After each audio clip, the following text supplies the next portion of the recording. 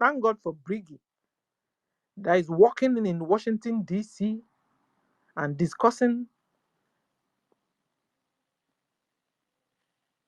and lobbying on Biafra's behalf. And now have made America to speak up, and now have made America to declare Nigeria a CPC nation, and now are warming up on the sanctions they are going to slap Nigeria with. And many more will be coming against Nigeria, because you are no more a sovereign nation. You are no more a sovereign country. You are being run over by Islamic jihadists, Boko Haram, from all over the whole world. They are coming from Niger. They are coming from Chad. They have, in fact, your border is open. And they are coming all over. And they are giving them the military uniforms. They can't even speak your dialect. They can't even speak English. These people don't understand come. They don't understand go. The only what they understand is their AK-47. And Nigeria government are paying them salary to do that. They call them machineries and mercenaries. They are coming from, they use them also when they want to run elections. They use them and they use them in increasing their vote. And election as are over, they have made their Nigeria for their own country, for their own residents, for their own aborts. And now they are running over Nigeria government. They are taking over military barracks. They are taking over police barracks. They are taking over military stations.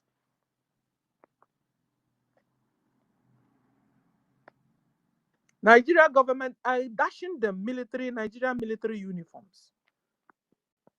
They go to the remote areas and give them uniforms and give them weapons and drop weapons with helicopters. Guys, you've seen the video. It's not hidden. Google it. Make research. You know really what is going on in Nigeria. It's not hidden.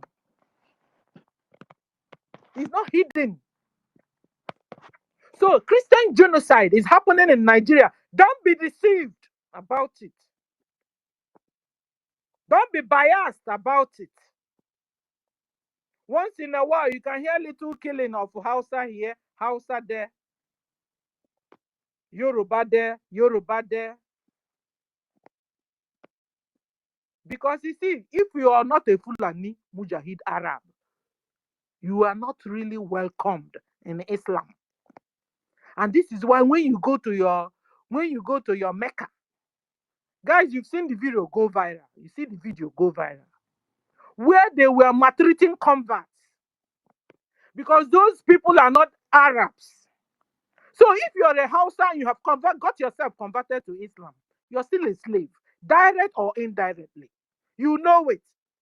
You have seen the video that went viral, where the converts, when they go to Mecca, are raped. The women are raped, maltreated. Because what? Because they are not 100% Arabs. So you'll be wondering, what is the advantage, after all, of converting yourselves, after all, when you are running away from being a slave and you have walked into slavery by yourself, for yourselves? Wake up, Nigerians. Wake up, Biafrans, and smell this hot coffee and go away from among them. They are no good. They are no good for you. They are no good. You sell your soul to the devil, and the devil still have nothing good to offer you after all. They rape your women, maltreat you because you're not an Arab. You can never be like them, my dear. You can never be like them. Hausa, you can never be like Arabs. You can never be like Fulani. Yoruba, you can never be like them. You can never be like Fulani. Biafrans that have converted to Islam. You can never be like Fulani. You can never be like Arab. You are not accepted. This is why when you go to your mosque, they will build another mosque for themselves and build a down mosque for you that are converts. You'll be asking what is Is of no use. It's of no use then. In fact, very soon they will soon tell you, even the 72 virgin, that you yourself, 72 will not be given to you because you're not Arab. Go and do your research very well. You are being deceived, my dear. You are being brainwashed, my dear. Wake up from your sleep. Nigerians, wake up. It's of no use. You go to Mecca. You are treated like a piece of shit because you're not an Arab. They maltreat you still. They maltreat you when you're not converted. Still maltreat you when you're converted. Then you must be a very stupid man and woman believing in such religion. You see them whooping their women like a piece of. They told you their women are slaves to them. Then being a woman, you'll be wondering why you got converted after all. Because this whole thing is about religion. This whole thing is about which God you want to serve. You want to serve Allah or you want to serve a sovereign good God. You make a choice. The choice is yours. Because every other thing is make me believe. Every other thing they come to against you is make me believe. They will tell you,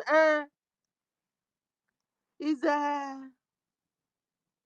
a herdsman farmers fight. Is a land grabbing a problem. Is village against village fight. Is a tribal fight. All are make me believe the real problem underground. The real problem, the foundational problem is your soul. They want to take you to hell. They want to make you serve their Allah. They want to make sure. That's why they are. You see, that's why I tell you, you can't stop a jihadist. It's a mentality. They believe when they kill you, they go to paradise and they be awarded, they will be gifted 72 virgin if you're an Arab. Because you see, if you're a Nigerian, I tell you, yeah, maybe they will dash you only one virgin for you because you're not an Arab. You must be a foolish you, a stupid you, to continue to stay there when your own Islam will only yield you just one virgin because you're not an Arab. You must be a very stupid person to continue to agree to be a Muslim because only you, because just you're not an Arab, they will build a special mosque for themselves, a luxurious mosque for themselves that are Arab, and you, a Nigerian, you, a Hausa. Hausa have suffered. In fact, a lot of them are now combating, they are not getting out. And we saw a lady crying last time, a Hausa lady, a Muslim, said, what is that? Is it that it was written in Quran for Fulani to be killing all her brothers and sisters, Hausas? What is that? She became sick and tired of Islam. A lot of them are sick and tired. And this is why you can also today, you see some Hausa Muslims speaking and condemning Fulani jihadists because they are sick and tired. They have now come to realizing that is after all, is a lie, is a takia, is a brainwash, is not true. How can you say I have become your Muslim brother and your Muslim or whatever, Muslim sister, and you're still killing me? You're chopping off my head. Then they are sick and tired. They said, no, that something is wrong with this religion. Something is wrong with this civilization, they call it. And all of them are getting converted and reconverted again out of. All of them are leaving Islam. And I clap for you. You jihadis, good job. Good job for you. How can you be chopping people's head off and you expect increase? No, you continue to experience decrease in your religion, decrease in your population, decrease in your number. Because when you have risen up, when you have rise up to kill, to chop off heads, you are making people afraid after all. People are running away from you. No wonder Hausa are running away from you. No wonder how Yoruba are running away from you, Islam. No wonder Biafra are running away from you forever. because you chop off heads, you make people afraid, you intimidate people, you eat humans, you kill humans, you destroy humans, you enslave humans, you rape you humans, you annihilate humans. No wonder Islam is on the decline these days. You all welcome to this space. This is BRGIE Space. Co-host, you have your mic. Thank you very much, senior citizen, Madam Stella. You've said it all. You've been speaking, and our Biafran people, we have to understand these people are coming. These people have been committing so much atrocities. The fact that we know basically just 10% of what has been committed. It's just the things that come out that is being reported, things in social media, things that are reported. We all know that the zoo media refuses to report all the atrocities, human rights violations. You see one or two massacres. That is not all. That is not all. Do you know that I have some people that I know in Meduguri that sometimes this, whether it's ISWAP, whether it's Boko Haram, Ansaru, Lekarawa, whatever group they are called, Fulani headsmen, Fulani militia, they sometimes will show up in this community and force the entire village to cook for them.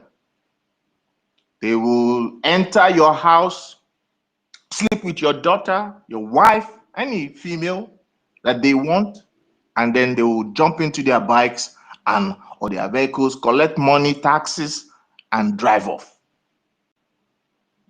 Those ones are not being reported.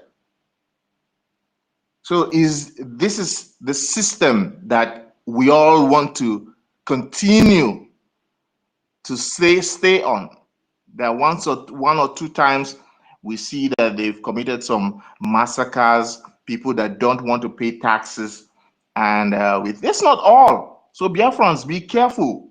I would like to rotate the mic around a little bit because let's not look like the host. We are hogging the mic. Rage and Fury, your hand has been up for quite some time. I think your hand is already getting tired. You can open your mic and speak to Biafrans and all our listeners. Thank you. Udewo, Wachine. Udewo, thank you very much. Am I coming out clear? Very clear, very clear. Take care. Oh, okay. Thank you very much, my brother. Greetings to you, great Biafrans all over the world. Greetings to your house. Special salute to the host, our senior citizen, Mommy Stella, and to you, the co-host, Biafra Liaison Malaysia. It's been a very long time we heard from you, actually. Where have you been? I hope all is well. And it's good to have you back. Everything is well. Everything is well. Thank you very much. Carry on. All right. Okay, we bless God for that, sir. Thank you very much. Good to see you back again.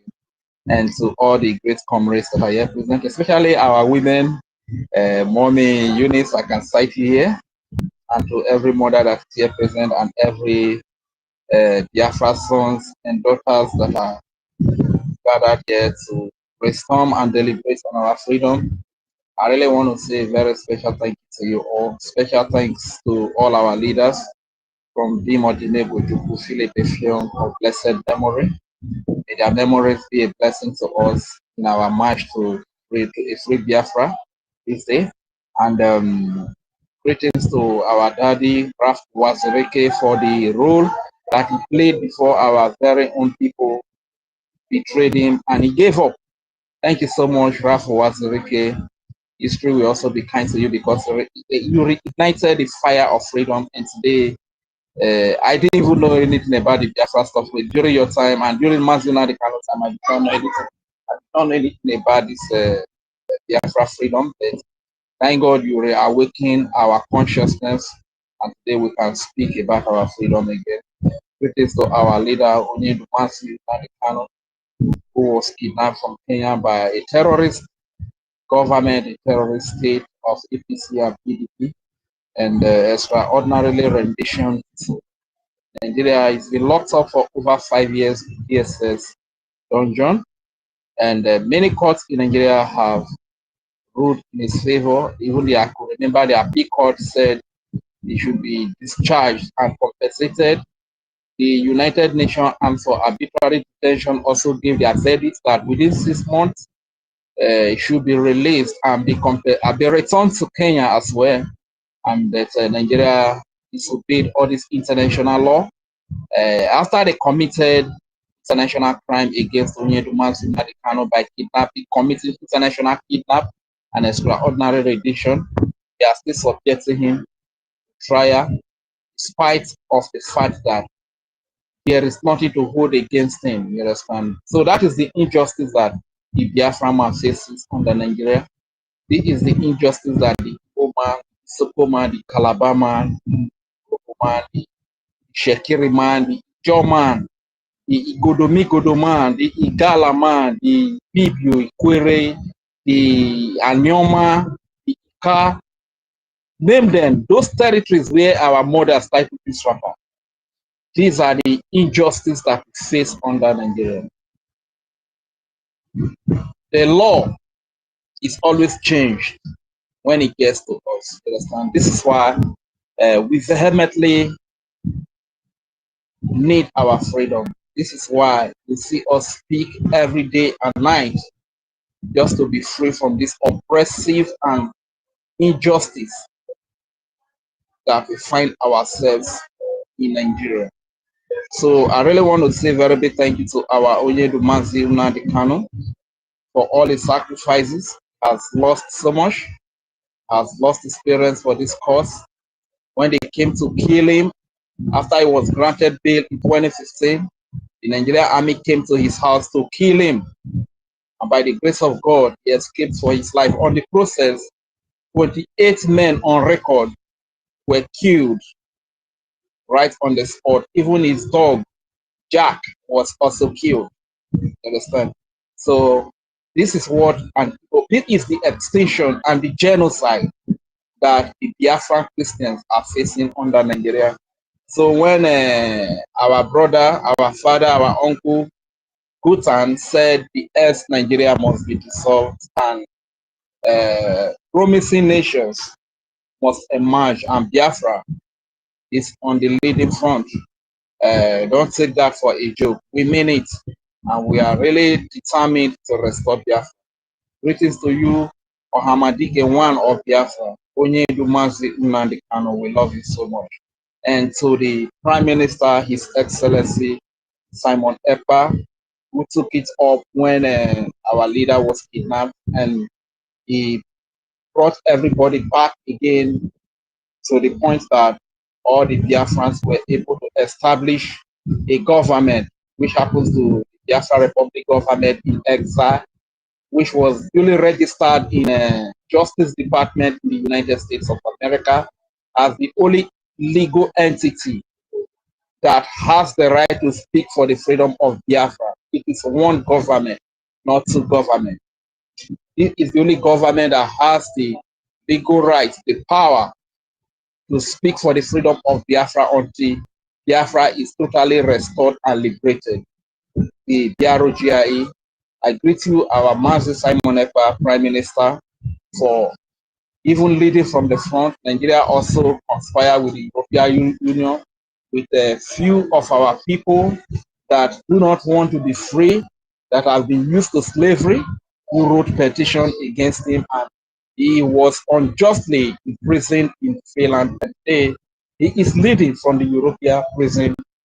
He is suffering imprisonment for the freedom of his people. He never committed any personal crime for over 20 years that he has been in Finland, but because he rose up to fight for the freedom of his people, who happen to be the Biafra people, because he rose up to say enough is enough of the killing of the Biafran babies, women and children, of the Biafra Christian population, of the Biafra civilians, of the Biafra traditionalists, Jewish or any other religion that is found in Biafra. He rose up to say enough is enough of the killing of innocent civilian Biafra, because he rose up to do that and put a defense mechanism in place. He was unjustly imprisoned in Finland today, and he is serving this prison term. We greet you, our Prime Minister, Your Excellency, Prime Minister Simon Ekpa, and to the acting Prime Minister, Your Excellency, Ogechukwu Kere. We also send our greetings to you for the beautiful and great work that you are doing in Washington, D.C. You are exposing Nigeria. You are, you know, it is different when people are killed, when heads are beheaded, and you come to social media, you come to YouTube, you come to Facebook, you come to TikTok, and you shout, you cry, you show picture. No government is going to actually take you very seriously for doing that. But when you have a lobbyist and you approach any government to present undeniable evidence of crimes committed by a country like Nigeria, by a government like the government of Nigeria, then they have no choice than to act. This is exactly what is happening in the United States of America. They courtesy the Biafra Republic government in exile, who have gone to lobby them to show them all the crimes that Nigeria has committed against Christians, genocide Nigeria has carried out against Christians, using their terrorists in rag, in different uniforms, ranging from Ebuba, Agune Chamber, Dogachi, or military or police. You understand? They use all these terrorists to carry out this genocide against innocent Christians and civilians. You understand? So kudos to the BRGIE. I know they are not receiving their credit now. They are not receiving their roses now. Like I've always said, their credit, their roses will be the freedom of Biafra. That will be the best credit they will receive. That will be the best rose they will receive. That will be the best kudos or glory they will receive. So I really want to say thank you to every honorable cabinet minister of the Biafra Republic government in exile. I also want to greet the Moral Global Strategies, that is the lobbyist team of the Biafra Republic government in exile, led by Jim Ryan, champion or directed by our Mazi Elias Derasulis, who has been doing so much for the Biafra, who has put Biafra first. No matter the name you call him, no matter the insult you throw at him, no matter the treatment that he received, he put all those behind him, and he considers Biafra first. Mazi Elias Derasulis, history will be kind to you. In the history of Biafra, generations to come will read about you. We read about this your lobbyist firm, Moral Global Strategies. Moral Global Strategies, yes. Generations of Biafra to come is going to read about. You are the reason why we have access to Washington, D.C. You are the reason why we have access to the congressmen and women, lawmakers in America, why we are able to present the genocide that Nigeria is committing against Christians. And today, the media is agog. Everybody is speaking against the killing of Christians, especially Nigerian Christians, Biafra Christians, and people are talking about the freedom of Biafra today. Thank you very much, Mazi Elias Derasulis, for all that you do. And speaking about the topic, is there a genocide of Christians in Nigeria? Of course, emphatic yes. So no matter how you want to deny, anybody can try to deny. The truth is that when you are denying, you are in court and you are denying that you did not commit a crime. Probably you did not kill somebody.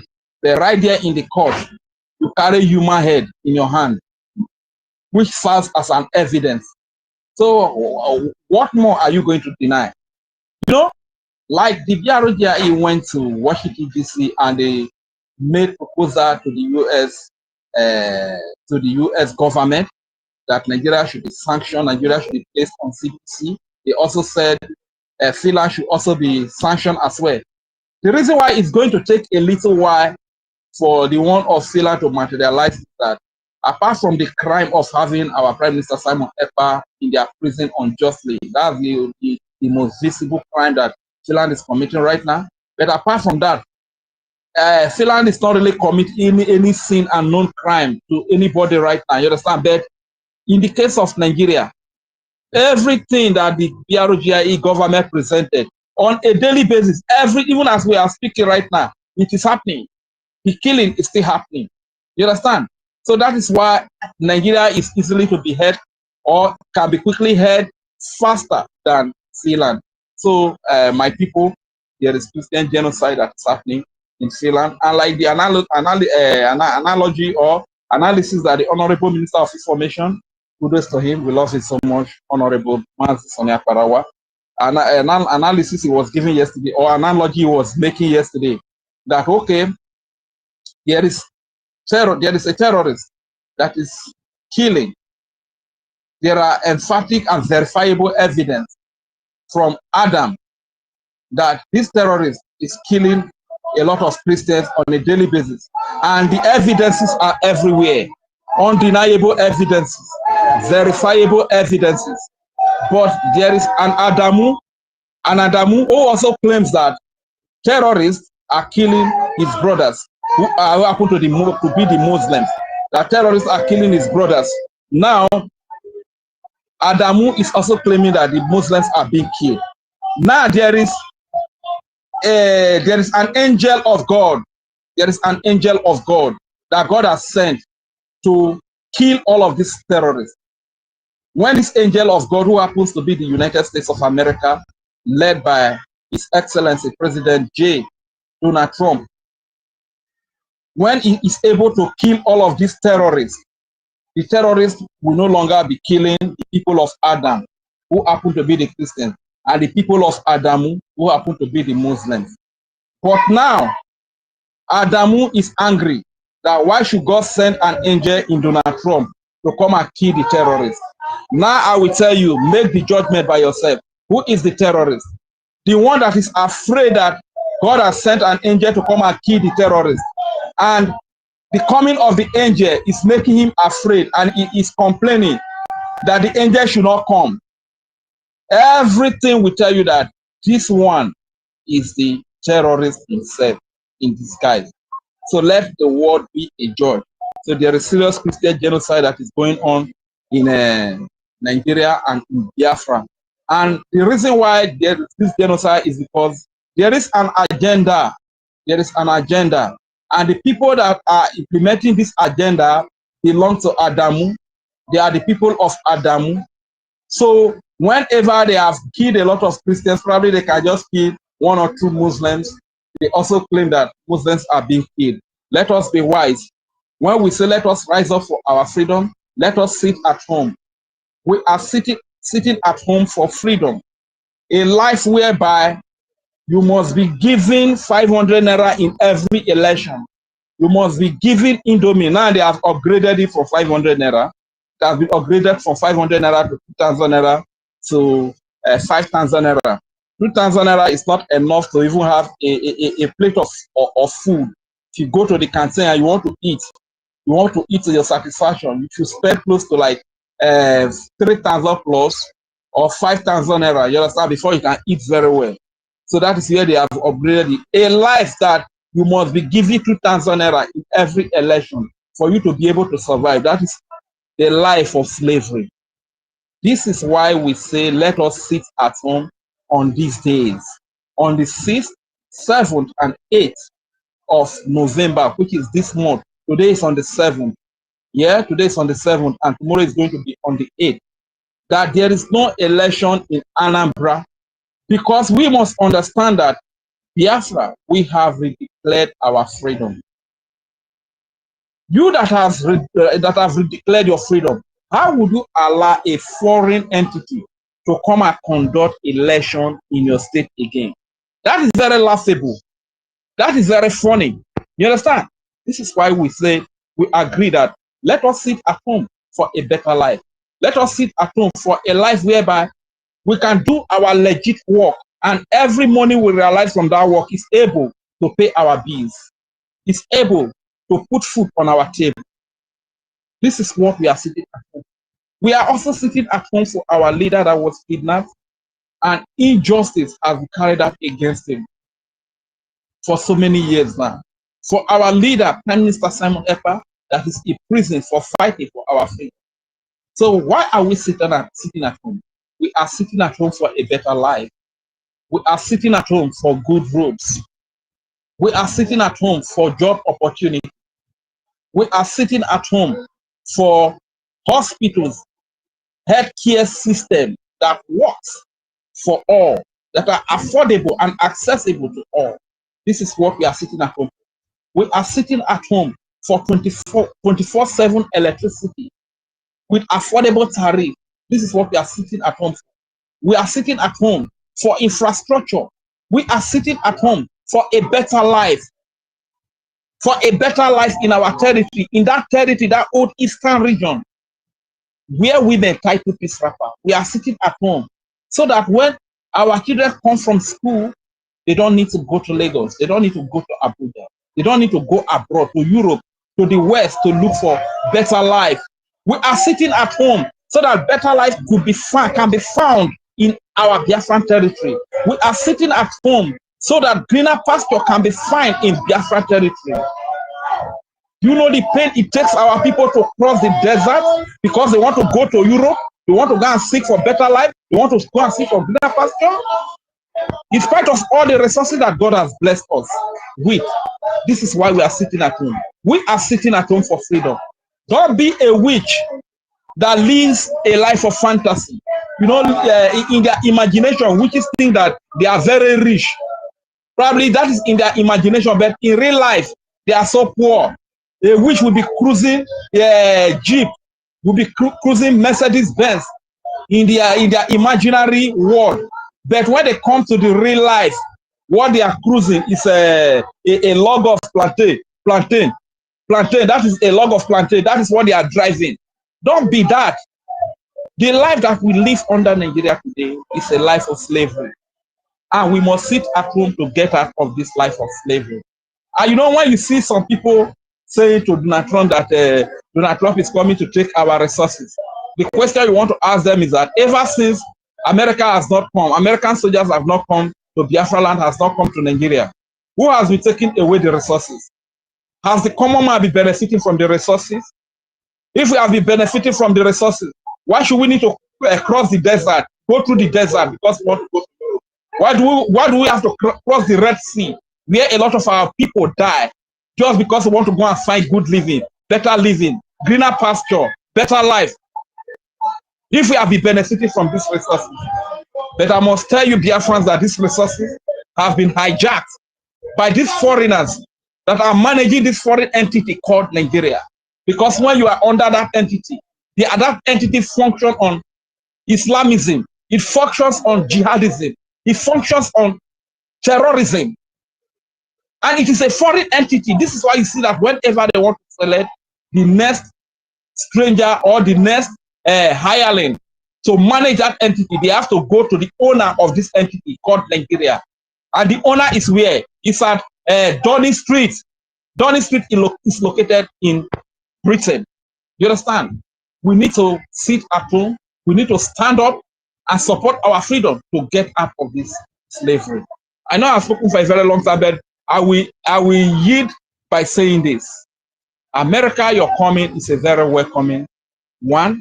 But one thing you need to understand is that to fight against terrorists, you can't align with the same terrorists.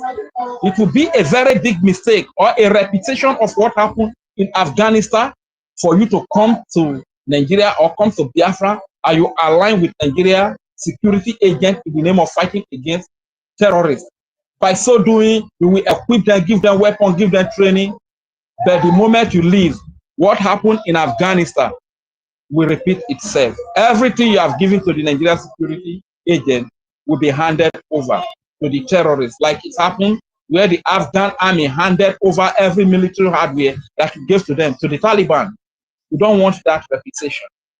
So what we will tell you as you are coming to Nigeria or to Biafra, align with the Biafran people who have an army in the name of the Biafra Defense Forces, who are going to show you the way. And I even want to plead to the United States of America, His Excellency, our father Donald Trump, please kindly recognize the nation of Biafra, because it will even be easier for you when you recognize the nation of Biafra, which is going to serve as a safe haven for Christians, which is going to serve as a base to you. You can fight against these extremists, these Islamic jihadists, terrorists. You can fight against them better when Biafra is free and you have Biafra as a base.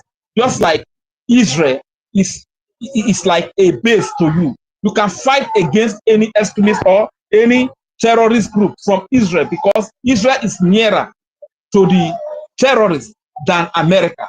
Biafra is nearer to the terrorists than America. So it is better you recognize the nation of Biafra, bring your military bases to Biafra land, and from there you can tackle, you can fight against these terrorists headlong. Because it would be a grave mistake that you come and you align with Nigeria military, because a lot of them that you see in the military, they are terrorists integrated into the military. You might be working side by side as an American soldier with a Nigerian army, not knowing that that person is an Islamic terrorist. It's an Islamic jihadist. He can just easily corner you and get rid of you. So what am I trying to say? As you are coming, align with the Biafra. Bring your bases, military bases to River State. Bring them to Enugu. Bring them to the ex-Delta State. Bring them to the ex-Cross River State. Bring them to the ex-Anambra State. That is where you will be safe. Your safety is well guaranteed. Even when the military, United States of America military come to our place, every youth in Biafra land is going to join the military to fight side by side with the American forces to get rid of all this terrorism, to get rid of all these Islamic jihadists that are committing genocide against Christians. So I think that is all I just have to say here. And somehow, if you have been supporting, please, the funding is very important. We are closer to our freedom than before. Those of you that have made sacrifices in the past, please don't allow your sacrifices to be waste. Don't allow your sacrifices to be in vain. That thing you sacrificed so much for, that thing you invested so much for, is looking at us right in our eyes right now. Please, don't be divided in the name of one deceiver, in the name of Ugozi Rabeze, or in the name of Madarafela Jairi, Mama Muku, and their likes. We have one government, that is the Biafra Republic government in exile. The records are there. This is the government that unveiled the Biafran Defense Forces in health second.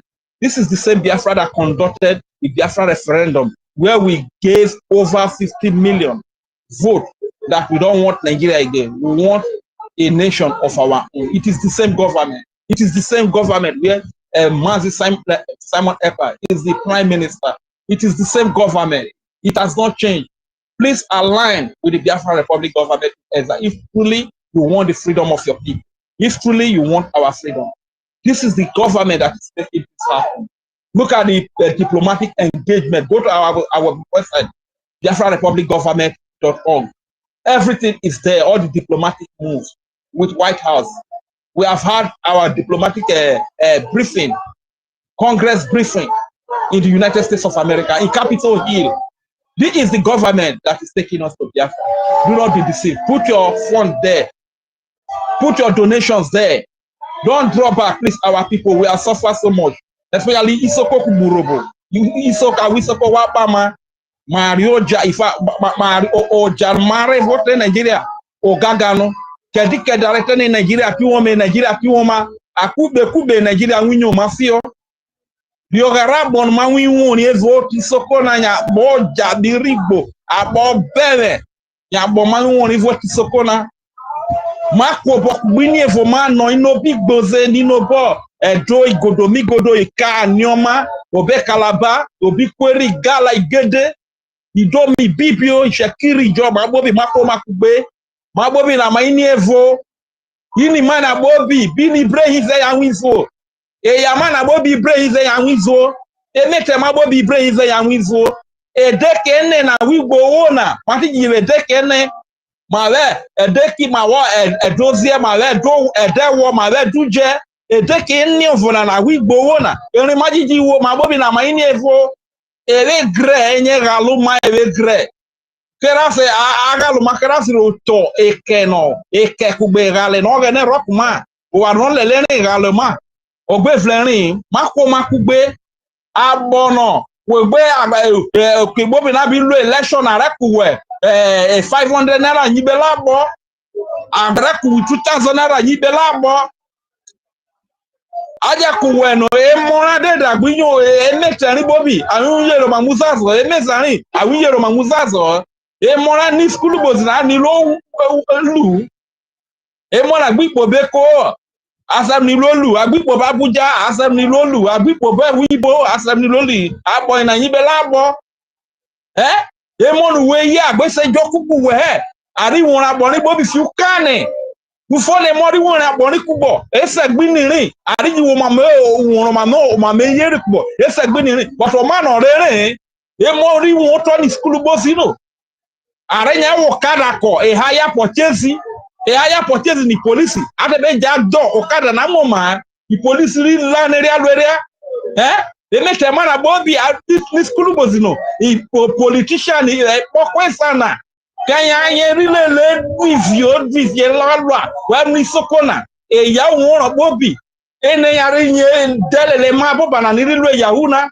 kemina wona wi bori no ami bo igori ne mo na na sawe yahuna wala mle ya no na iye mesa na iye meni no iye misono rejelele ma boba na rovie ne vivie lolwa na tu fikino aporo gaganya bo bene gbagbo jana isoko maresie mako bokugbe kuba awoma kere ma horoko ufo mama na info me Biafra mati so de Biafra ma wete me ba ho mama bo o de Biafra nyo mama dere o de Biafra nyo mamo nwe wure roke mo mai bobi o de Biafra nyo o mamu nwe mu roki ni magbese ma roke mo mai bobi o de Biafra nyo security roko awo mai bobi o bona na wo gambari awufulani awi melurize ke are yi gumai kako bobi makona would it be like that? Areje wa maga yo gbeke areje so we be kufie isoko kuburubu mako makubini efomani no big goze ni no be calabaze ni no big godoze ni no bi joze ni no bi shekirize ni no bo ika anioma ikwere igala igedi do mama bobi na maini evu ma bobi mako makugbe kere mawo fo mama ma waze ogbe vre ne ni ne Nigeria vavu bobo mahuye horia. Nigeria vavu bobo mahuye horia. Keva mare ruma jenu ye nano. Oke no matere Biafra maseriho. Nigeria vavu bobo mahuye horia. Nigeria vavu bobo mahuye horia. Keva mare ruma jenu ye nano. Okay, no matter where Biafra masereo aborufoma Nigeria vavu bobo mahuye horia. Nigeria vavu bobo mahuye horia. Kaza mare ruma jenu yenano. Okay, no matter where Biafra masereo. Thank you very much. I yield the mic here. Regent Fury is my name. Thank you, Regent Fury. Iwe no Noma. That's awesome. Awesome. Thank you very much. Our Academic Highness tutors, your hands have been up. You can, I'll just rotate the mic with you now. You can speak. You can put up your mic if you're available. Thank you. Thank you. I'm not Academic Highness, so be good. Your pass. You even pass. Your pass. You know, pass. I did lawyer. You know, pass. Be good. Senior citizen Stella and well, thank you for hosting us. Our co-host, Biafra Liaison Malaysia. Thank you so much. Thank you all, Biafrans. Rage and Fury. You teach us that song. Yeah, please permit me to greet my people. Oh, just few seconds. Mazi Onyeka, ndewo, Medi. This should be Onyengere one. Wait, let me check. Because everybody, Onyengere one of Biafra land. Ndewo, Ekomdo, Pupuro, Rage and Fury, Ekomdo. This should be Simon Ekpa Chicago. Oh, the beautiful lady, Ekomdo, Medi, Toti. Ekomdo, senior citizen Ben, Ekomdo, Emedio, Nweze, Emedi, get why, Augustina, Mazi Elias. You know, Mazi Elias, somebody thought it was our Elias that was in the space the other day. This your name is confusing. No, Ekomdo, Simon Ekpa, Ekomdo, Nero, Ekomdo, Chizoba, no, Mystic, no. Maazị Anna nnọọ, Solomon nnọọ, John Eje nnọọ, Chukwu kpụkpụrụ welcome to Vision, Holland long time nnọọ, Ihu the HOD nnọọ, Dr. Freedom Polycarp Chibike Ekomdo kpụkpụrụ wo, Mighty V nnọọ, Lord Sirius nnọọ, Omarish nnọọ, Ikechukwu Doris Friday. Oh, this Friday just, correspond to today. Correspond with today. Sorry, today is Friday, and we have Friday in our space today. Again, what a coincidence. Welcome, everyone. Thank you so much. I really appreciate this space that is being hosted right now by our senior citizen. Not to everyone. Please, if you have not shared the space, what are you waiting for? Kindly share the space. There is joy in sharing the space because share the space. Can you still hear me? Yeah, call entered. Sorry. Share the space, share the space, share the space. Very, very important. It doesn't cost any AJ or AJMA to share the space. Because just click that button because this is the time that BIAFRANS should gather and you'll get update every day, every day, every day. So my people, the topic says, is there genocide of Christians in Nigeria? Sit at home. 6, 7, 8. And then you have to fund your BDF. Is there genocide happening in Nigeria? Yes, there is. Because to the people in the outer world, it may look like a debate question, But for us, it is a story of our lives. Yes. Because we have that memory, the memory of our burned churches, killed and raped mothers, killed children, chopping off their heads and all that. We have seen mass grave burial in our villages. We have seen a lot. So the answer is not just yes for me, because the answer is yes and yes and yes, because Nigeria has become a killing ground for Christians. Yes, because if anybody will say that there is no killing of Christians, then I want to ask that person, how come Donald Trump said a few days ago that if the Nigerian government continues to allow the killing of Christians, the USA will immediately stop all aid and assistance to Nigeria and may very well go into that now disgraced country? Guns are blazing. Did he just say it because he felt like saying it? The answer is no. Something has happened, and that is the genocide of Christians in Nigeria. And he said to completely wipe out the Islamic terrorists who are committing these horrible atrocities. And what could be the horrible atrocities? It is the genocide of Christians. He now immediately, because of the numbers, 90% of Christians killed in the world are being killed in Nigeria. I am hereby instructing our Department of War to prepare for possible attack. If we attack, it will be fast, because the terrorists attack very fast. He said it will be fast, vicious, and sweet, just like the terrorist dogs attack our cherished Christians. You see? Warning the Nigerian government that they should better move fast. And if you want to look at how the terrorists love themselves so much, if you go to the headline of today, you will see that they are beginning to advise their fellow fighters to do what? Avoid public gathering because of the move. He said movement amid US surveillance and planned attack in Nigeria. Why are they beginning to run away? Why are they advising their thugs and their fellow fighters? Oh, so they enjoy life, eh? Life is sweet, right? But they are taking lives away from every other human being that are supposed to enjoy the free life that God has given to each and every one of us. Why are they panicking? If there is no genocide, how come Willie Moore is now asking for accountability? He has come out and accused the federal government of Nigeria of failing to justify the billions of dollars in military assistance that they have received from Washington, D.C. Yes, alleging continued killings of Christians in the contraption called Nigeria. A lot of evidence are out there. So there are killings. Genocide is going on. We have the statistics.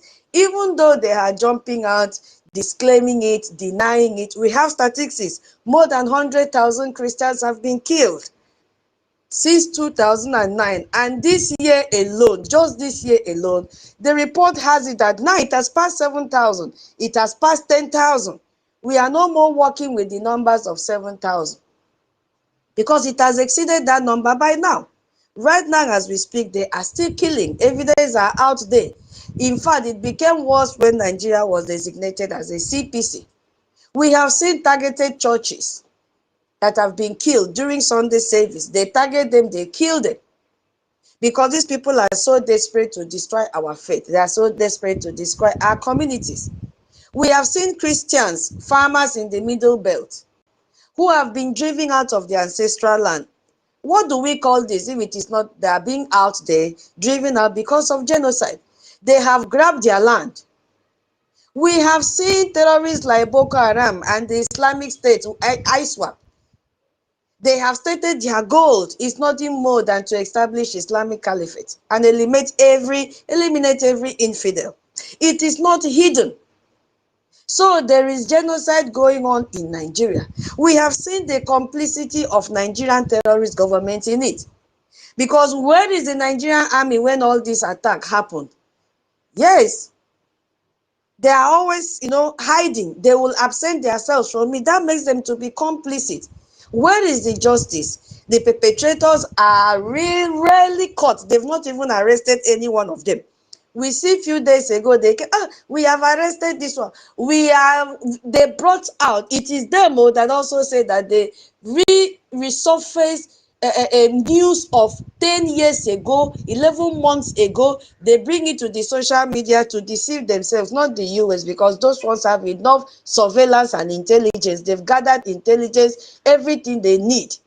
So they don't even believe in the news from Nigeria anymore because their news are filled with lies. No justice, nothing. So my people and everybody listening, because I don't need to take too much too much time. Genocide is ongoing in Nigeria. They are killing Christians every day. Every day. They are killing Christians. And that is the more reason we have our lobbyists. Yes, we have our lobbyists, and they are the ones that have made the world to know exactly what is happening in Nigeria. Because of the statement that Trump made, and we could see that the world is speaking. If it was not because of the help of our lobbyists, why would someone like Pete say, yes, sir, the killing of Christians in Nigeria and anywhere must end immediately? It means that they have enough evidence against Nigeria. It means that they have seen real life killings of Nigerians, Christians. And he said the Department of War is preparing for action. Either the Nigerian government protect Christians, which they will never, or we will kill the Islamic terrorists who are committing these horrible atrocities. Everybody's eyes are now open because the only country that believes in Christianity and believes in everybody living and let others live is the United States of America. And we are so proud of them. They are the only ones. Even African Union have not said anything. Even the EU, instead of EU to speak, EU is aligning with the Nigerian terrorist government and supporting. They say coexistence. I wonder, the only thing they think of is how they will milk our resources. Our life does not matter to them. They are there to protect their businesses. Our life does not matter to them. Yes. This is the reason, I think yesterday in Mama Betty's program, I had to talk about this one that was given appointments in charge of is it US advisor to Arab world and Africa, something like that was his name. He is interested, he's a Lebanese, and he has a lot of business in Nigeria. Yes, so we know he's a what do you call it, in-law to Trump. But then it is a very big shame for him to conceal the killings that is happening in Nigeria. Every day you see him jump out, going to take picture from one African country to the next. But number one interest that that man had is to protect his business cabal in Nigeria. The same thing with European Union. So if you ask me if there is genocide going on in Nigeria, I will beat my hand on my chest and say yes, there is. So my people, this is the reason you have to sit at home, because you cannot jeopardize the work of our amiable lobbyists. You can see now that everyone has jumped out to attack our lobbyists. Before I continue, if you go back and listen to what our information minister said yesterday, I want to ask that question here in this space. How many of you have tweeted what is happening? How many of you have gone to our website? I will keep on saying it. If time permits for us to still hold another space, I will be chipping it in. If you log into our website, go there. You will find all the links. I am typing it now. Biafra Republic Government, you know our website. If you go to our website, you don't even need to speak too much grammar. Go there, we have home, team members, diplomatic engagement, because we want the number of people sharing our website to increase every day. If all of us in this space, how many are we? We are many in this space, can just take this moment, go to our website, open our website, www.biafrarepublicgovernmentisinfull.org. When you go there, you see home, team members, diplomatic engagement. When you click on diplomatic engagement, when you click there, go there, you will see F stand for Facebook, Twitter, LinkedIn, WhatsApp. Click Facebook F. It will share this our diplomatic engagement. Click X. You will share. You don't even need to talk as you are clicking. You can just say, watch our diplomatic engagement. Yalla, you click, it will share. You don't need to speak too much grammar. Once you do that, it will increase the number. If you have LinkedIn profile, click it, click LinkedIn, share, it will go. If you have WhatsApp, click it, share, it will go. If you finish that one, you now go to Biafra map. You see map there. The same thing is applicable. You have the share button. For that website now, that map of 40 states of Biafra, we only have 47 shares. It is not encouraging. When we are more than 80 million Biafrans. When you know how to share, teach your brother and sister. Let it spread like that. So if you go and click the map, you will see only 47 shares. That means as I'm even talking now, I should see the shares increase. If you are following me now in what I'm saying, I should have seen 48 now or 49. So my people, just go there, click map now, bagam, click F, it will take you to your Facebook, you share it. Click X, bagam, this X as we are talking like this. LinkedIn, it will clear. And then it will go. You go to IOU, there is no link. I have informed the information minister. Maybe he will put the share button after. Now, skip IOU. Go and click tax. There are also share button there in tax. If you go to tax now, only 225. I want, before we end this space today, let the number of shares increase. We should be doing this every morning before we even start posting. Yes, because we are marketing BRGIE. Yes, we are marketing BRGIE. We are the ones to do it. Nobody will do. So if the number of people here do this, I do, Madam Stella will do, Biafra Liaison will do, Onyeka will do, Onyenyere, Rejo, all of us here will go there and click. Before we end this, the link for tax, we should have more than 225. The link for map, we should have more than 47. Yes, we should have more than 47. Sorry, senior citizen, I'm taking time. It's not part of the topic we are saying, but I just want Biafra to know that if we do this every morning, like our morning prayers, when we finish praying, we go here, share it every day. This number will increase and it will be encouraging. Yeah. So the more reason we have to sit at home so that the work of these our lobbies will not be in vain. We cannot validate Nigerian terrorists again in our nation. We have redeclared Biafra. We have done referendum. Why should you go and validate Soludo that came out and say that there is no genocide of Christians in Biafra land? Why should you go Madam, and validate Soludo that has sent Madam, his family? Madam Tutos, I beg, no vex. Share that link for us here now. Mo just follow, mo go share this thing where you dey talk. I beg. Because I will I I go am to talking. this place now. I go to Opera Mini, then they show me another thing here, I beg. No vex. Wait, share, type our website. I'm using my phone to talk. Type our website now. Okay. I'm calling the website again. www.biafrarepublic, all in small letter. Republic. Biafra, BIAFRAREPUBLIC. Now government, no space. GOVERNMENT.org. Okay. When you go there, you will see our homepage. When you go there, you see our homepage. Everything will come out so beautiful. You see different flags of the world there. Now, even if you want to share this homepage, like now, the homepage only have 101.9K. It's so low. It's so low.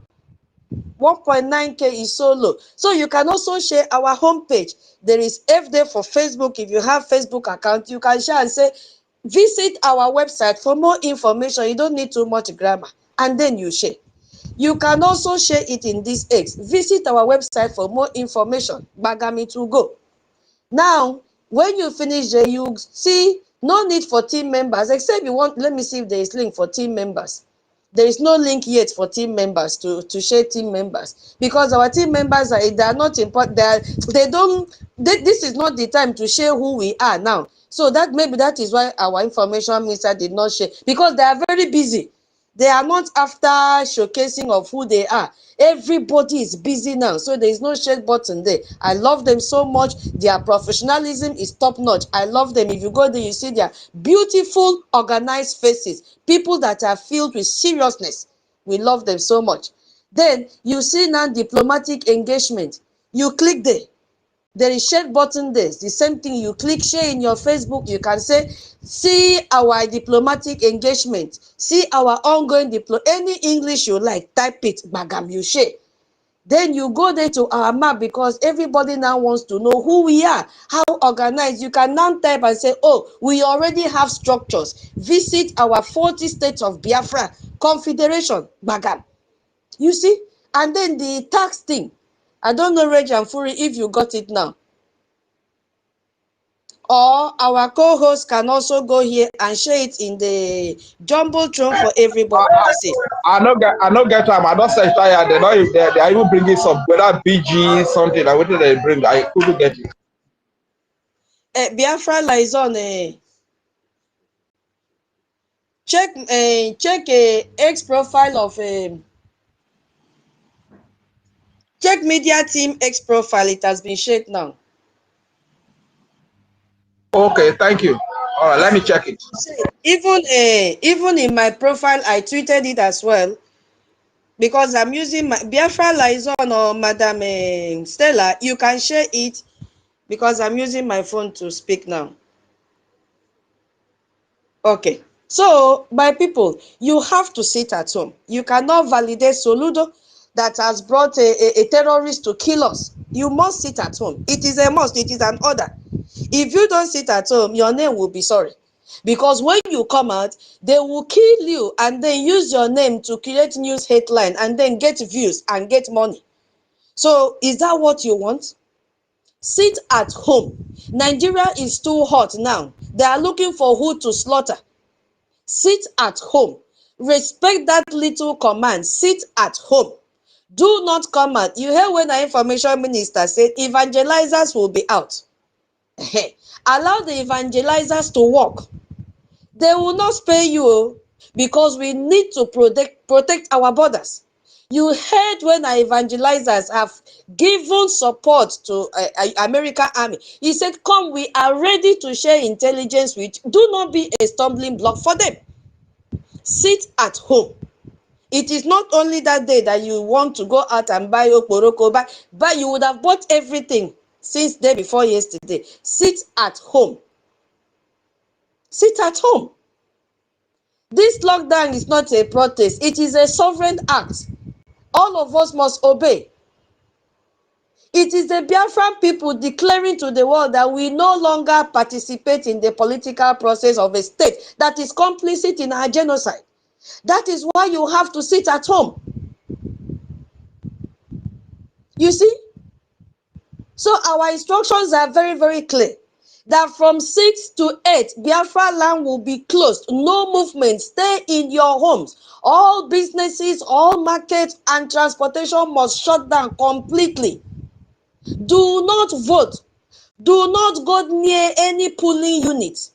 Because by sitting at home, we are not doing nothing. We are making the most powerful statement possible. We are saying you cannot govern a people who do not recognize your authority. That is the message that you are going to pass to the world and to the terrorist country called Nigeria. We are using our collective will as a weapon of peace.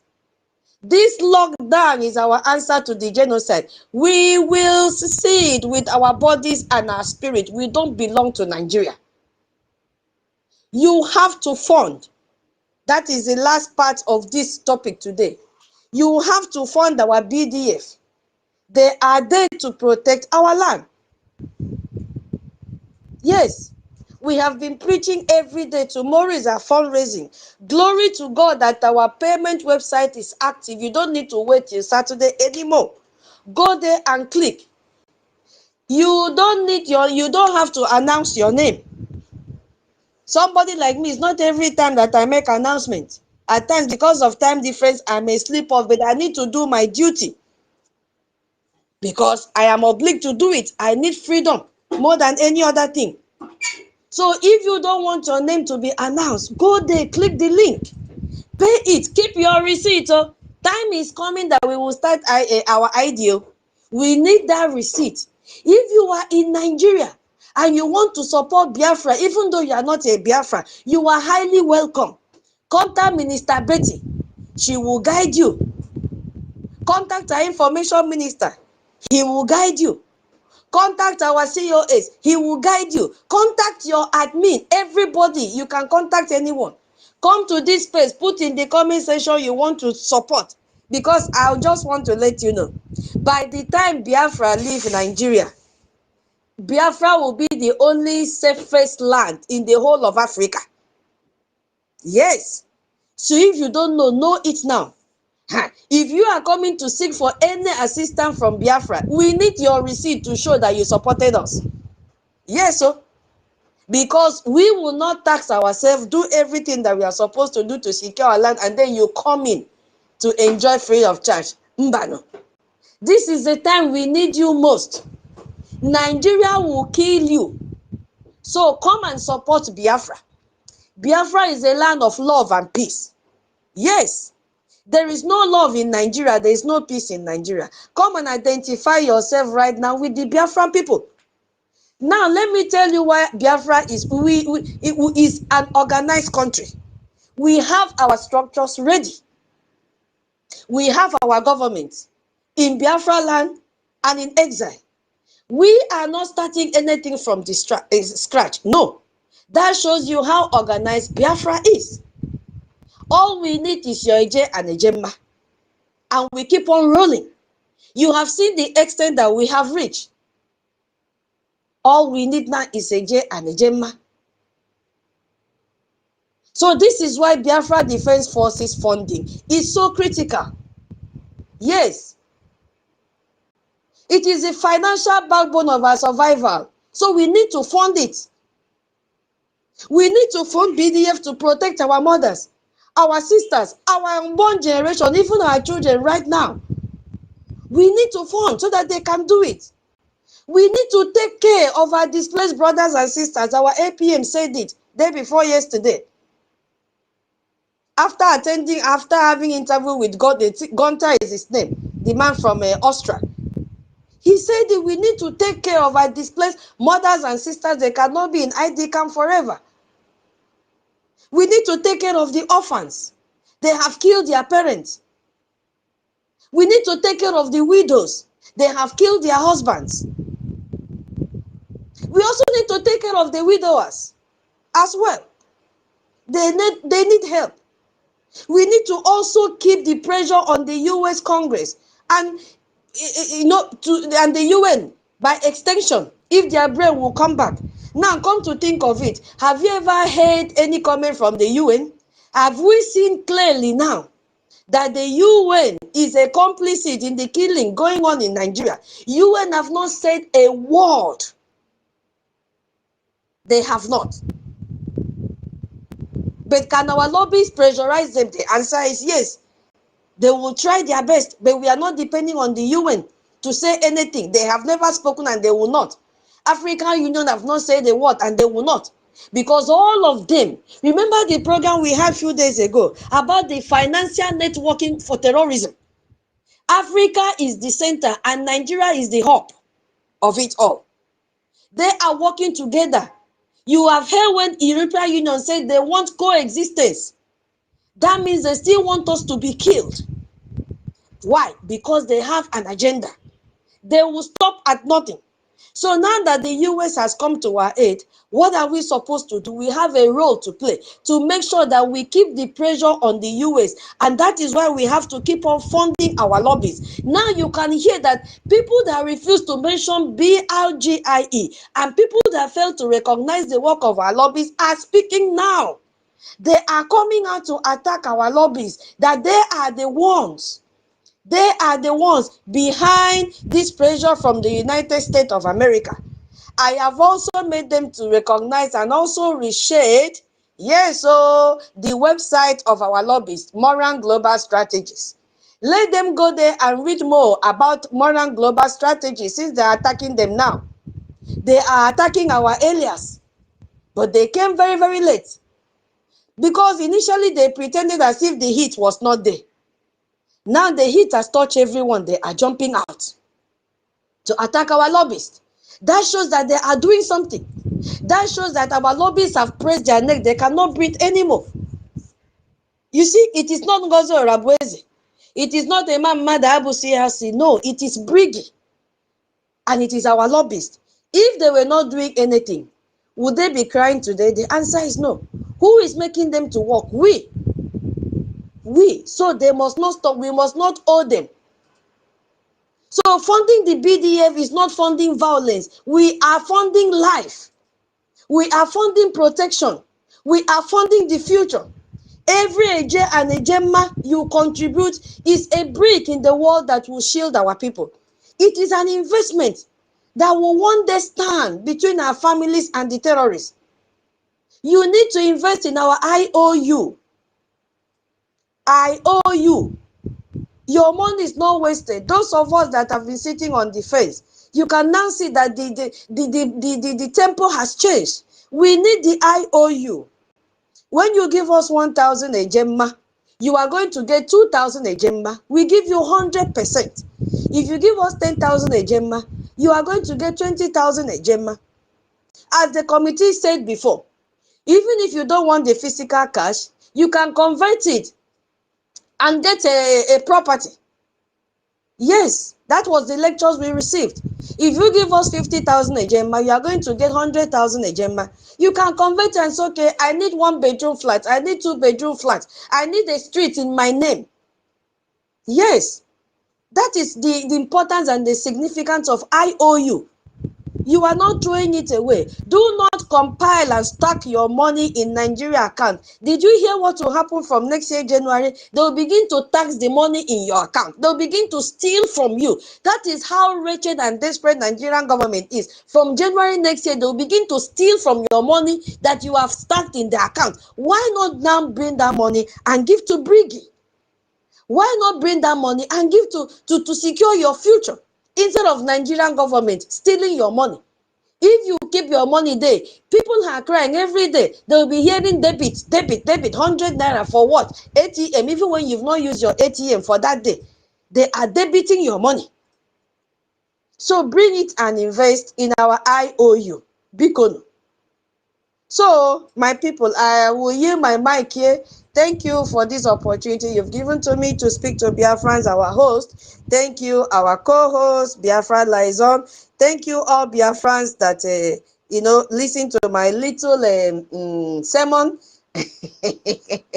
God bless each and every one of you. Thank you so much. I yield my mic here. So please sit at home. Sit at home. Fund your liberation. Fund your freedom. Fund your future.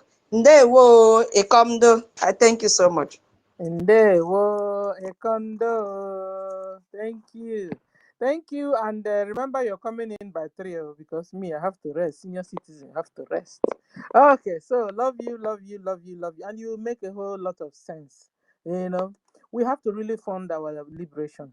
We have to really fund our BDF. And America government, you're looking for an allied. Please, BDF is there. Don't go and mistake yourself and going to entangle yourself with Nigeria terrorist military. They are terrorists. We have had the chief of defense staff told the whole world that Boko Haram have repented from going on jihad. Eh? We have had the military chief of defense staff told the whole world, Musa, I'm talking about Musa, Christopher Musa, before this new one with a Keleg.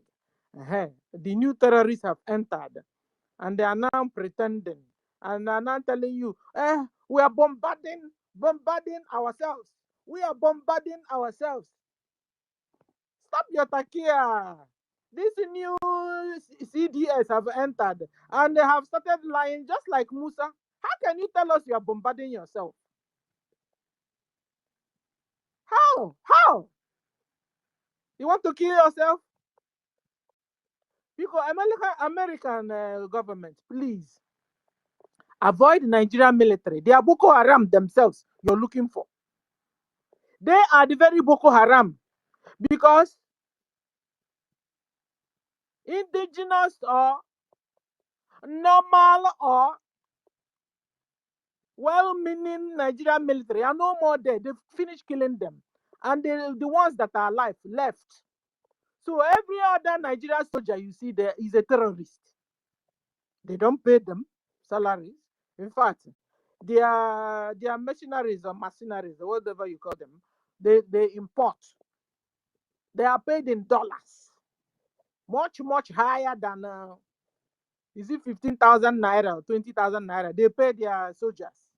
So a lot of soldiers have is it retired? Have resigned. Thank you. Have resigned. The ones that didn't resign, they're the same old Nigeria terrorist military. Retired them. Told them it's okay. Or they will just hook one story. Maybe they will tell you did coup d'etat and then eliminate you. Or suddenly, the soldier you see today, suddenly you won't find the soldier anymore. You know why? Because their colleagues in Boko Haram have spied them.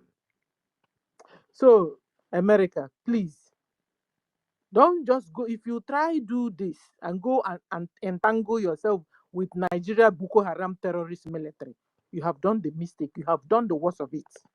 Please, if not so, stay alone and do your job alone. If not so, you have an ally in BDF. We have Biafra government in exile. Speak with our government. Align yourself with Biafra. Biafra land is safe for you. Because you see, outside Biafra land, you coming to that geographical location, you are not safe. Because if you are going in the midst of the enemies you're looking for. So the only way to make sure what you're doing is clear, have an ally with Biafra. We have Biafra government in exile. We have de facto government in homeland. We have been able to create a state within a state. We have done our self-referendum. Over 50 million Biafrans voted yes to exit Nigeria. Biafra nation have been redeclared. So where we are now, American government, where we are now, we are eliminating all the presence of terrorist Islamic Fulani Mujahid Arab Nigeria government out of Biafra land. But then we need more help because we don't have ammunition the way our enemies have it. Yesterday, the Nigeria government went to procure Alpha jet. Normally, they have Tucano jet fighter. They're using to come to Biafra land to bomb us. Now, the latest one they have is Alpha jet. That's what I think they bought it is either from China, from Turkey. You know, because you, America, you wouldn't give them, you wouldn't allow them to buy from you anymore because you understood whom they are. So this Alpha jet they bought, they are using it to bomb our land in Biafra land because they are facing off with Biafra military in Biafra land. So if you really want to help, you enter into Biafra land, you launch attack from there. And then alongside with the BDF, and they will also let you understand the real thing going on. And then people you have to save because Christians are all over in Biafra land, also in Nigeria, and they will be able to, direct you where to go to and where not to go to. So we have a good ally with Biafra military, Biafra Republic government in exile, and de facto government in homeland. We are well established. The only thing that we don't have ammunition, we don't have much money like terrorist Nigeria government, and we are still fighting them off. And then Nigeria government have also imprisoned our leader, Mazen Nandekano, and they have also imprisoned Simon Ekpa in Finland via Nigeria and Finland government did it. So we need a tangible help, America. Mr. Trump, President Trump, we need a tangible help. All the congressmen in US Parliament, we need a tangible help. Christians are dying. I mean, what's the essence of we being? That is the essence of we being brothers and sisters.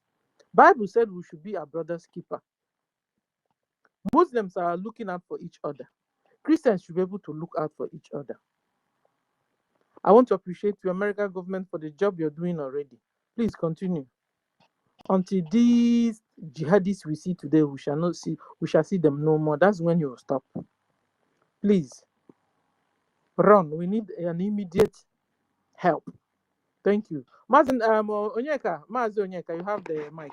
You're welcome, sir. Thank you. All protocol observed. Yes. Is there genocides of Christians in Nigeria? Yes, that is the question. That not that you don't know what is going on, for those who are trying to downplay the truth, I want our people to, including friends and all over the world, to know the kind of follow us closely, follow what is going on closely, so that you understand what is going on. That Biafran people are not disseminating iota of propaganda or lies. And also you understand the contraption Britain fraudulently was joined together for its self-interest. You understand the need to support Biafra, that we are not fighting because we hate anybody or we want to, because of natural resources or whatever they want to. We are fighting because it's obvious beyond reasonable doubt that we are incompatible. We cannot coexist. we have nothing compatible with the people Britain for joining us together. And for what we are doing is to serve humanity and also to make sure that people within that space develop the best gifts God gives to them for the help of humanity. With this contraction, the good of the people, the best of the people will not be out. They will only continue subjecting the people into illegalities that will be to the detriment of the humanity across the globe. When they say genocide, what is genocide, by the way? According to Google Dictionary, genocide is the deliberate, systematic destruction of national, ethnic, racial, or religious group. Brief. When you look at what is going on in Nigeria, including those who come to debunk it, including the puppet bandits, and when we say puppet bandits, please understand it. Puppet bandits are the fraudulent acclaimment of God, not all. The fake one, the Islamic terrorists planted acclaimment of God for to advance Islamization and Islamization. Their jobs are to divide the people by piecing every of their building the business centers, giving them different with their different pattern to change the people's mindset, to divide them from standing up for their united for their common goal, and also to impoverish the people mentally, physically, to continue weakening them mentally, making them to become cowards, thereby telling them to be praying for the unsustainable, unworkable, incompatible, fraudulent union called Nigeria slaughter camp, while their people continue advancing their agenda to Korea in Atlantic Ocean, which I, including number many Biafrans and other people, have promised them that they will indeed read this Atlantic Ocean. But as long as they're bending down to dip the Quran, we will push them into the ocean. The ocean will consume all of them. This is our promise. It's our promise, and we are going to make it happen. If they fail to, if fail to desist, and thereby they will lose everything, even the way they dominated again, already dominated, they will lose it. The real owners of the land will take up their land. That is our promise to these invaders, these terrorists, Fulani, nomadic, evil, greedy, murderous, blood-sucking terrorists. We are going to tell them that nobody is monopoly of human destruction on anything, but being that we are humanistic life values, which is originally in our blood, we did not learn it originally from us, one of our philosophers.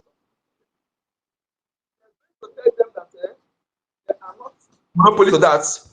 We are going to activate that spirit of tit for tat, and our own tit for tat will be our own revenge will be multiple.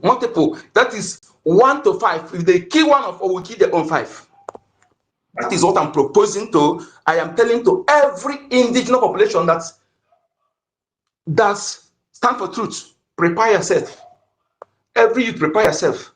You see, even as the leader of the world is coming to do what is right, what a true leader will do, what a humanistic life value leader will do, what 3 world leaders will do to make sure that put an end to this.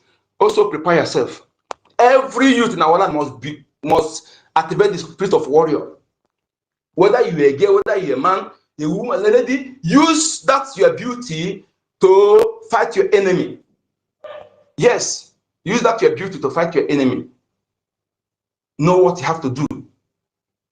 This is not the time of you going around to gossip, trying to go for those who are killing your own people, trying to frolic it with them, falling into their hand because of money and what money can buy.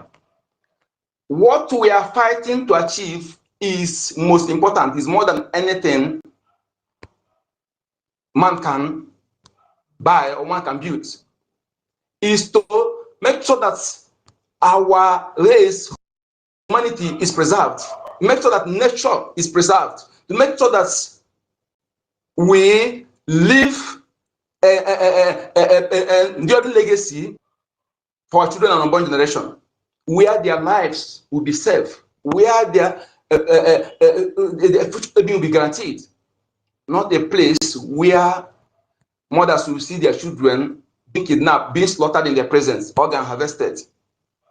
I want you as a Biafran, as a Nigerian or other indigenous Africans, all the sons and daughters from the continent of Ethiopia, to know your real enemies and ask yourself questions.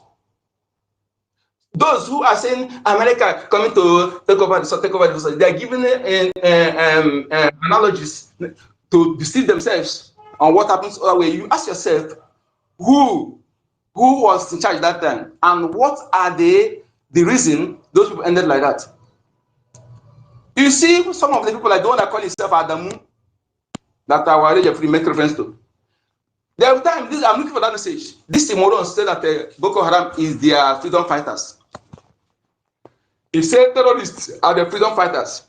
Sultan of Sokoto made the same statement. Many of them made statements. Chetman made the same statements. Okay? And they are foot soldiers. The ones that are going around Gumi are supposed to be in maximum prison. Made similar statements. Even if we come to Channel 8, that is why I said I will not forgive all this cash and report, copy and paste journalists, biased journalists that have actually deviated from the journalistic ethics. They don't know that you are committing crime against the people. When you abandon the ethics of your profession, which is one of it is to make sure that you disseminate factual news, don't mislead the people, and always be there to rejoin, to make sure that you are not biased in what you are doing in information. But alas, they sit on their desk, in their offices. Whatever they choose is what the army, terrorist army tell them to, what the terrorist politician tell them. None of them are on ground to cover what is happening. That is why I'm advising you again. If you ever believe in anything or any lies these people are trying to say to demonize our defense forces, and you call yourself a reasonable human being, I think you should have your mental ability checked.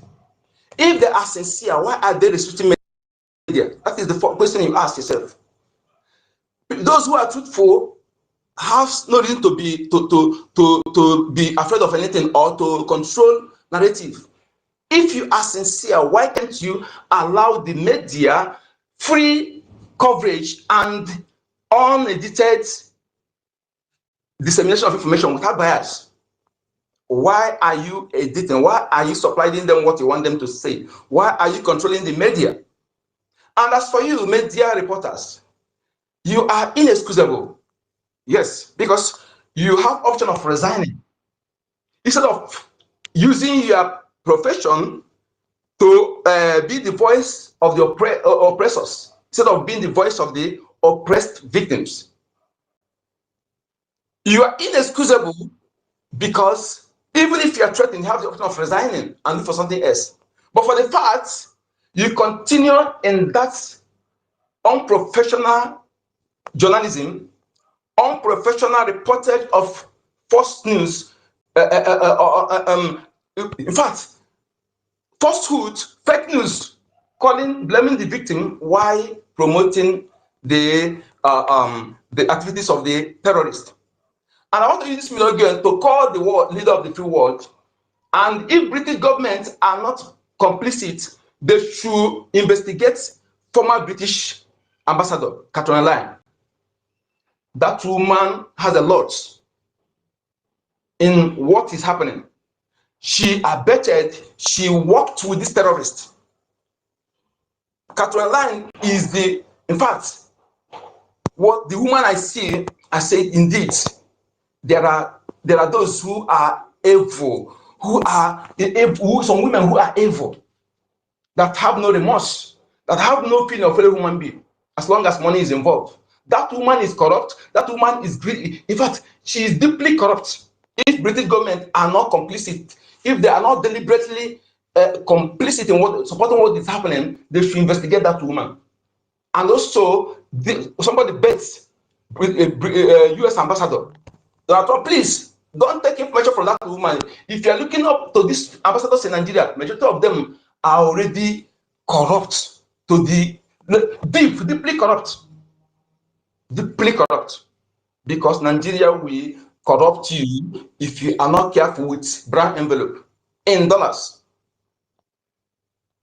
All the embassies in Nigeria, only few, if at all there is any. If they are not evil, this wouldn't have gone to this level. They would have given the US and the real information that is happening. They would have delayed to this length because many lives have lost. When people calling about thousands of Christians, so that thing is the figure is underreported. What is thousands? It has entered million. Why are you still calling thousands? Eh? Do you know how many mass graves? That's the people that they show you, the one you see. Do you know that these people, they go and they dig mass grave already on standby? Standby already. They will cover you to understand. The one that gather the people, and they are killing them, they are putting them there. Oh no, you cannot. After they cover it and use leave, put that place, you can never know what happened. You think that people that they are missing, don't know that they will slaughter them and harvest their organ and put them in that mass grave. If anybody is doubting me, if you have any detector, ransack the entire forest, then you'll be shocked. Is it the one they're dumping in well? In well, they are slaughtering them and dumping them inside well. Is it one, or how many am I going to talk? Is it the ones they gather, they burn them, they set them ablaze? Let me tell you something. Sometimes some morons, we don't know how rage we are, how the anger in us, without apology to any moron, you say that we are talking. You know, one thing that you'll be the one to turn people to beast. And when the people you turn to beast begin to destroy you as a beast, do not complain. Because rainmakers must not be afraid of the thunder and storm that follow the rain. Because when you make rain, you are making that rain to fall out of the order or will of the nation. And the nation anger must come via storm and thunder strike. And when it comes, do not be afraid. This is message I'm giving to the DSS director, Attorney General of Nigeria, Justice Omotoso, and the likes. There are people, Yoruba people, to call these people to order. Call them to order. They stop toiling with life of Mazi Nnamdi Kanu, which is life of above 80 million Biafrans. They should stop that contract they contracted to do. That contract, that job. They must understand that the reaction of some certain action used to be heavier. The weight of the reaction used to be million times heavier than the weight of the action. They should ruminate over the contracts where they contracted them to dirty job. To know that Mazi Nnamdi Kanu told them that there are millions of Mazi Nnamdi Kanu, but I want to let them know that he has gone beyond 1 million, more than millions of him. And shockingly, the one you are holding is the softest. He has a very soft heart. Yes, he's diplomatic. He's humanistic. And the rest of Mazi Nnamdi Kanu, I don't think that they have the quality than destroying. So don't activate it. You may go in. I love the way you underrating us. That seeing us as underdog, I love it. Continue doing that. Continue underrating our resolve. But my message to you is this, and some of you who are denying genocide, go and check the meaning of genocide. Tell me if those who are saying genocide, if they are wrong or not. If they are wrong or not. Then you that's displaying your true character, keep displaying it. We are observing. We are observing. We are observing. All I'm telling you is this. Onyeka, the Let them even confirm the genocide of 1967 to 70. They've not even agreed to that. Then imagine this one. Okay. That is deeply involved because they know there's no how that one will be discussed without having Britain sit close to standing close to Nigeria. Yes, because that genocide is deeply involved. So they know that if you have to discuss it, Britain must be called out, and that must indict Britain completely. So that is why they are suppressing it. But my message to them is that sometimes wise oppressors, there are wise oppressors, they knows when to let go, and perhaps extend hand of friendship and build bridge friendship with their former oppressed victims and have themselves some little respect reserved. Yes, but some foolish oppressors, they continue playing God, bullying until they end up like probably a historical pharaoh and his army in the Red Sea. Yes, that is how I see it. That is how the foolish and adamant oppressors will always end.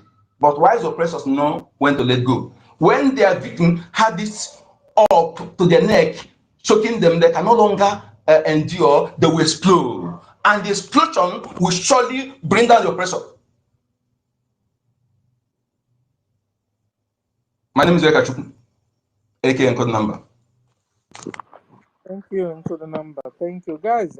As soon as it's 3 sharp, I'll bring down the space because our sister will be coming up. So if you want to speak to this space and to the topic, you better come up because by 3 o'clock it will be another topic entirely. So you can participate very well in the booth. So if you want to discuss on this and say your mind, because a lot of propagandas and Fulani Mujahid Arabs, they're all known for lies and lies. Yesterday, I showed you guys the meaning of takia. So when they use takia, and to them is righteous thing to do.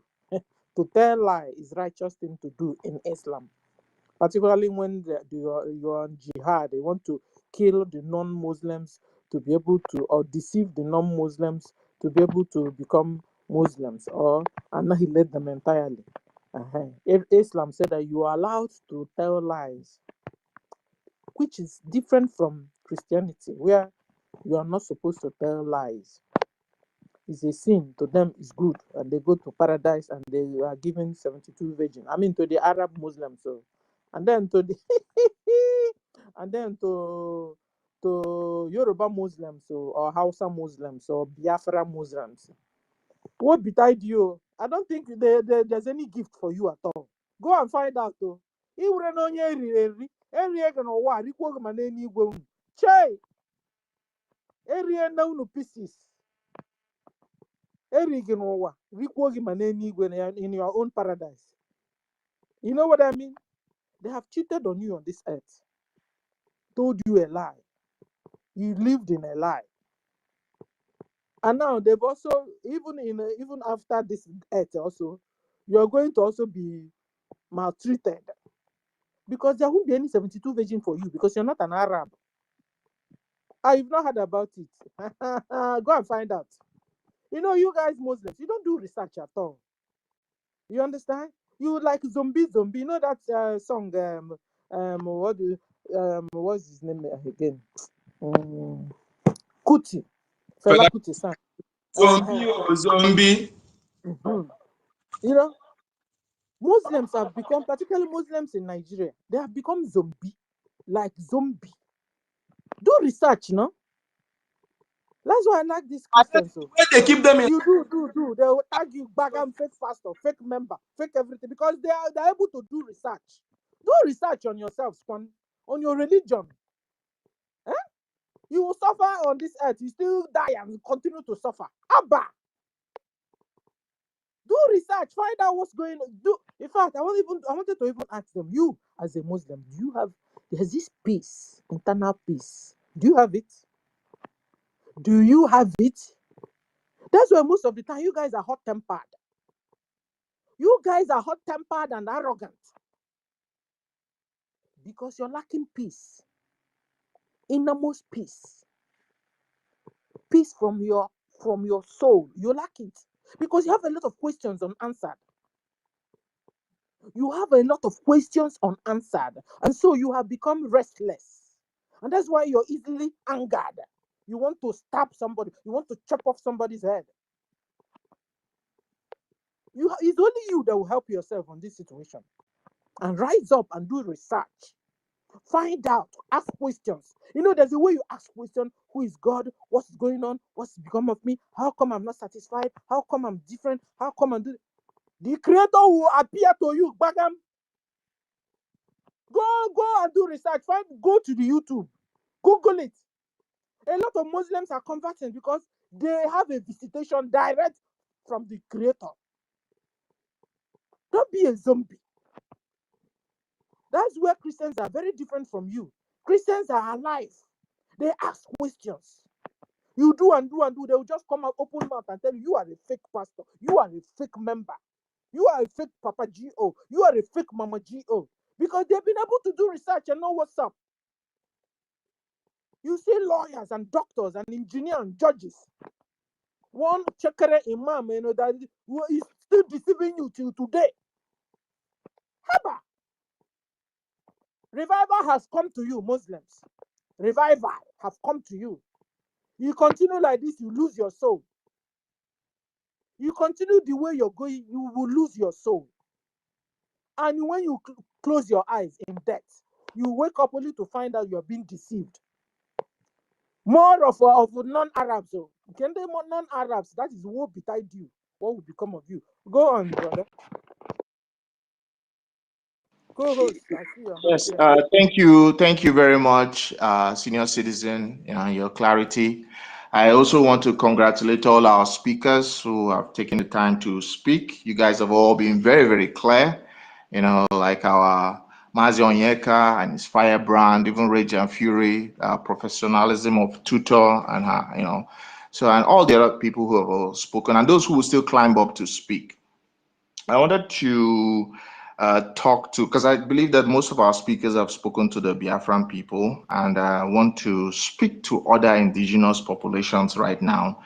Those of you who will be listening to this space, those of you who are listening in the, in the anonymous, or you are here, or you listen to this space after, or those who are listening on other different streaming platforms, wherever you are listening to us, take a little bit of a, sip your little palm wine, sip your honey, lemon tea, water, plain water will do. Let us continue. If those of you who are already on this space and you are able to see the Jumbotron, you can look at that little map that was shared on the Jumbotron, ISIS West Africa province. And then this is from the Anakpa website, where they've claimed the entire Nigeria as their territory. This is what they plan to conquer. Now, for those of you who are thinking that ISIS is some kind of a little game play or some little play, you must remember that ISIS took control of an ancient country like Iraq. It was only by US intervention, not just US and NATO intervention, that ISIS was able to be degraded.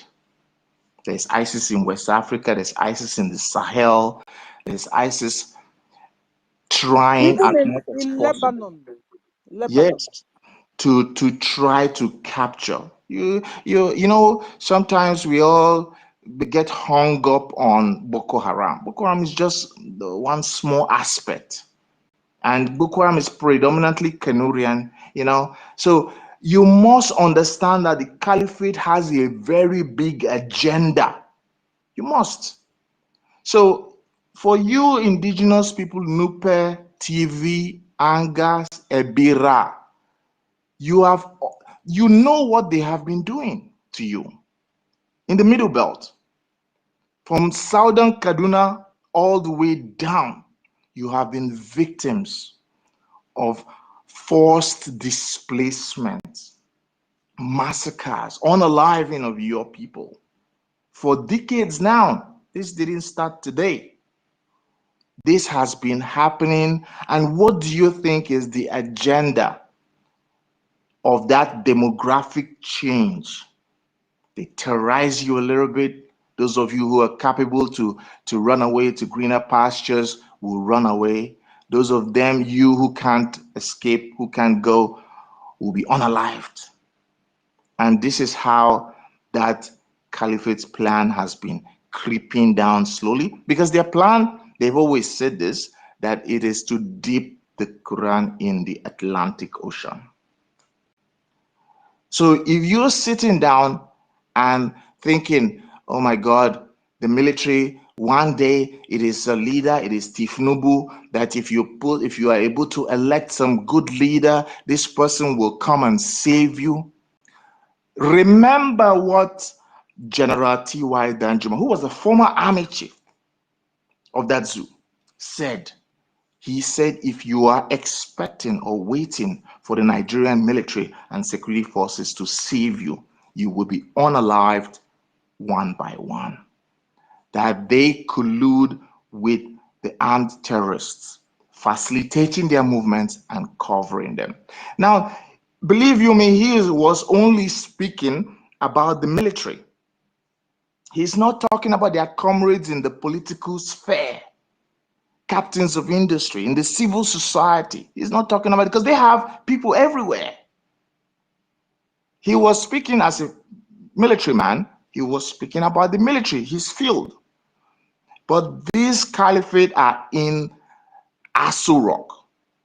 They have their puppets in your state houses, in your state assemblies, House of Representatives. They have their people everywhere. They are posted in embassies, in the United Nations representative, in African Union. ECOWAS is their stooge. What do you expect? What do you think is coming for you? And now you've been being unalived all this while. You've been crying for God to come and save you. And now BRGIE, the Biafran Republic government in exile, has in its struggled and ensured now that the leader of the free world is looking at your plight. What are you supposed to do? Wake up. Gather yourselves together. I want you to remember or put your mind back that this same occurrence occurred in post-colonial India, where the jihadists were doing the same thing, trying to conquer the Hindus. And at the end of the day, there was a Radcliffe Boundaries Commission that had to be set up to ensure the partition of Pakistan, India, and subsequently Bangladesh, whereby the Muslims and jihadists, let them stay in their own place. If they want to enforce their, because listen, bombs and guns and drones can only do so much against an ideology. Against an ideology. It might be able to degrade the terrorists, but it cannot stamp out this ideology, a religious ideology, because this is something that has to do with the belief. Jihad is part of the belief. There is no moderate, now, there is no moderate Muslim. That is why for donkey years, you have never heard them come out and say things against the caliphate, the terrorists, the Islamic agenda, the Islamization of Nigeria. You've never. Even when your governors were lamenting, governor of Benue, governor of Kogi, and all those governors who come out and spoke about their people in Middle Belt. The federal government did nothing. It's because who is the federal government? Has already been captured. The caliphate sits inside the federal government. So wake up. Gather yourselves together. There is no time better than now to join what the Biafrans are doing, to ensure that by the time the United States, whether they're here for a long time or they're not here for a long time, because definitely they have their own life to live. They have their own governmental system. What will happen when the new government is in power in Washington and you are back to square one? Will you by that time have the ability to defend yourself? Self-determination will be on your doorstep. Or will you be back to square one under the boot of the caliphate? This time around, they will not use a hammer anymore. They will use bulldozer to take you out completely. And the world will not speak. The world was there when the Nazis unalived how many millions of Jews? Yes, there was a world war that happened, and the world war happened not because of the Nazis unaliving the Jews, was because they were invading other parts of Europe. They were invading, they had conquered almost Europe, or almost every part of Europe, and that was why, that was the reason. If not, the world will watch you be unalived. Wake up. Join what the Biafrans are doing.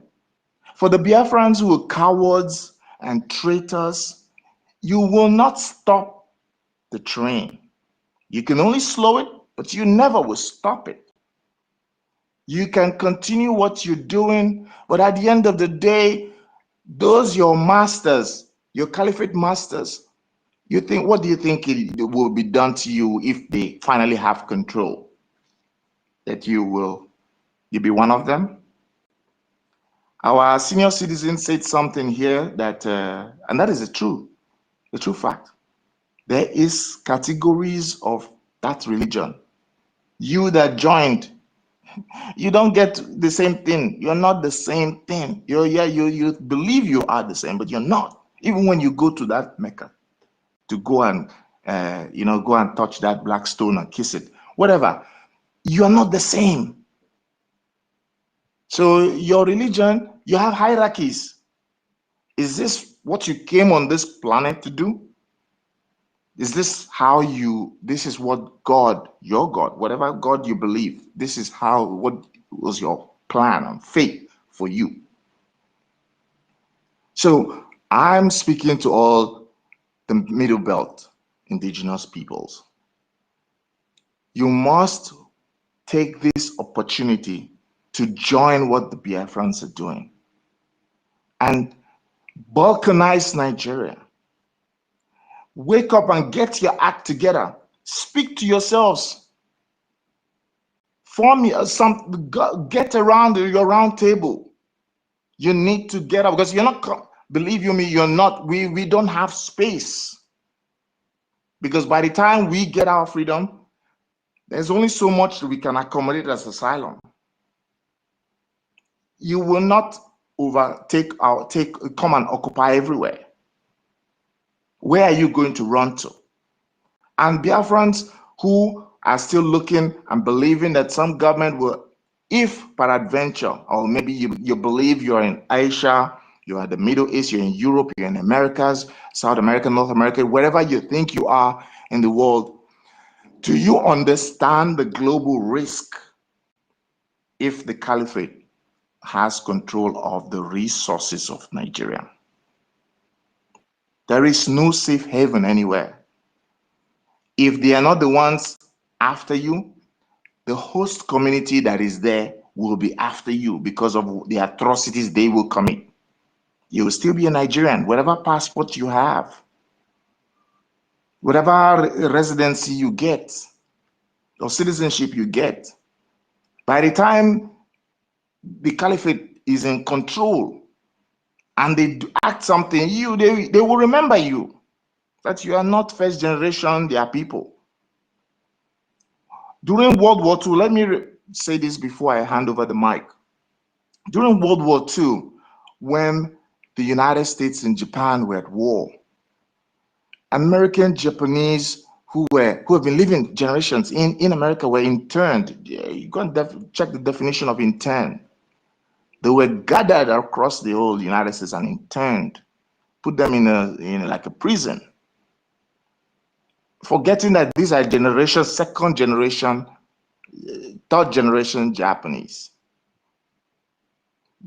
Google is there, verify. So just because you're living in Europe, you think you've left the zoo, your people are no more there, you've been able to, God blessed you, you're able to take out your family members, you think there's nothing there, maybe you only come back on holiday, Christmas, whatever, Easter, whatever holiday you come back once in a while to that mansion you never live in, or you just cancel the zoo because of what they've done. And you think that wherever you live, that's enough. If the caliphate takes over the zoo, and with the amount of resources in the zoo, and they continue their terrorist actions, that place you're hiding in, they will F you up big time. If they don't deport you back, if they don't intern you, you're not gonna have it good. So I'm speaking to all of us. While you're thinking, this is a godsend that has happened. BRGIE, as led by our acting Prime Minister Ogechukwu Nkere right now, and our lobbyists have basically, this is what Christians usually say when they say God has sent a helper to you, that your helper is here. The United States, it's not like this is Gabon's president who's speaking about your plight, or this is Papua New Guinea's president. This is the leader of the free world. This is the United States, one of the most powerful countries in the entire world, is speaking at this time. Remember that CPC was removed before. And CPC is not the end of it all. Solution, whether you think they will target, during the military regime in Nigeria, the Nigerian government had sanctions. The Nigerian government faced their brothers in the Middle East. The zoo continued. Throughout Abacha's regime, throughout Babangida's regime, did they go to the United States one day? They were all on sanctions. Military governments, successive military governments of Nigeria were all on sanctions. Where did they go? They went to the Middle East. So don't expect that just because one country or this is enough. It's not enough. Wake the F up. Join BRGIE. Join. Listen, you don't have to be Biafran to support what the Biafrans are doing. You don't have to be. If you are in the zoo, you are a Middle Belton, whether you're from Southern Kaduna, you imagine having your own country where you can defend yourself adequately. That entire Middle Belt, the food basket of the world, of the nation, or supposed nation, the amount of resources there. You wake up and wake up and join, support BRGIE, what BRGIE is doing. Ensure that you don't have to be Biafran. Go to the Biafran website, like our Professor Tutor said. Go there and put in your widow's mite. It's on JT now. It's on JT, so they can just touch it and enter. Yes, for those of them, maybe they are listening on the streaming platform, on different other platforms. Understand that you can go to the BRGIE's website and support. You don't know how to support, you don't know where to support, you're not in Biafra land, you don't have an admin wherever you are. Go to the website and support. Communicate with the admin on the website. There's an email there. You will be guided on how to support what the Biafrans are doing to ensure that helper that you've been crying for, you've been bleeding. Do you know when the Plateau State massacres have started? For somebody who is 50 years old, the massacres have been before that person was even born. This has been going on, and it is escalating because the more the caliphate gets more and more strength, they will continue until the time you find them running airports, and then they start flying jets and coming and parachuting the way the Hamas parachuted into Israel on October 7th. They parachute into your village and your cities, because right now you're sitting down in a town, an urban center in the zoo, and you think this is far away, this is something far, it's in a village, I'm not going to go to this village, I will fly, I will not use the highway, I will not be stopped by them on our highways, I will not use night travel, you know, I will take my security, my police, the zoo, caliphate police officers, and transport myself around. You are delusional. You're delusional because you don't smell the coffee. You don't see what's going on. You don't see what's coming. And by the time it happens, it will just be like what happened to the normal Afghanistan people. They didn't see what happened, and it was too late. When the United States was pulling out, they were running after the planes, hanging onto the American planes and falling off. The videos are there on YouTube. Go and check. They did not see it because they thought the United States will provide them cover forever. And the day the United States said, "Oh, I'm done with this project, I'm going home," what happened? The scales fell off their eyes in an instant. And today, the Taliban is in. This is a terrorist organization that had murdered its way for years. And now it is now the government of the entire country. It is now the government. An international community like the UN, they will shake hands with the Taliban leaders. You know that Afghanistan now is like they are living in the dark ages because of the Taliban. Yes, but it's their fault. It's their fault. They saw this happening. If you watch videos of the Taliban, of Afghanistan in the 60s and 70s, they were like a secular nation. Secular laws, there were clubs, they had everything going, just normal people. Today, the women must wear, they don't even wear just normal hijab, they wear the burqa. You must wear the full burqa clothes, cover your face. If you fuck up, you collect badly in Sharia, hardcore Sharia law. And this is what the zoo is bringing. Right now, they tell you it's just for the Muslim people. It's not the Christians in the state will not be affected. You know, that's the takia until they get full control. Once they have full control, or they are even a significant minority, you see that law will affect you. Is Abuja supposed to have a Sharia court of appeal? Did Abuja, which is the federal capital territory, did Abuja implement any Sharia laws?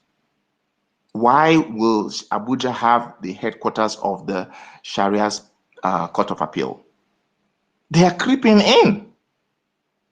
They are creeping in, and you, Nigerians, you are in slow motion. You're living in slow motion. You don't know what's coming. You don't know what's coming. So as I'm speaking to you, BRGIE has brought a helper. The helper is here now.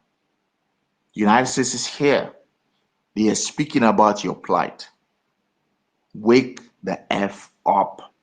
And I'll pass the mic around for anybody whose hands are up, who wants to speak, who wants to join us to bring their submission, speak about this. We need you from the Middle Belt. You need the Boundaries Commission. I have a question though for you. Thank you. Biafra liberation, can it be a liberation for our neighbors like the Hausas, the Yorubas, the Middle Belt? Well, I don't believe we have that much manpower. We haven't, to start going to save the entire planet.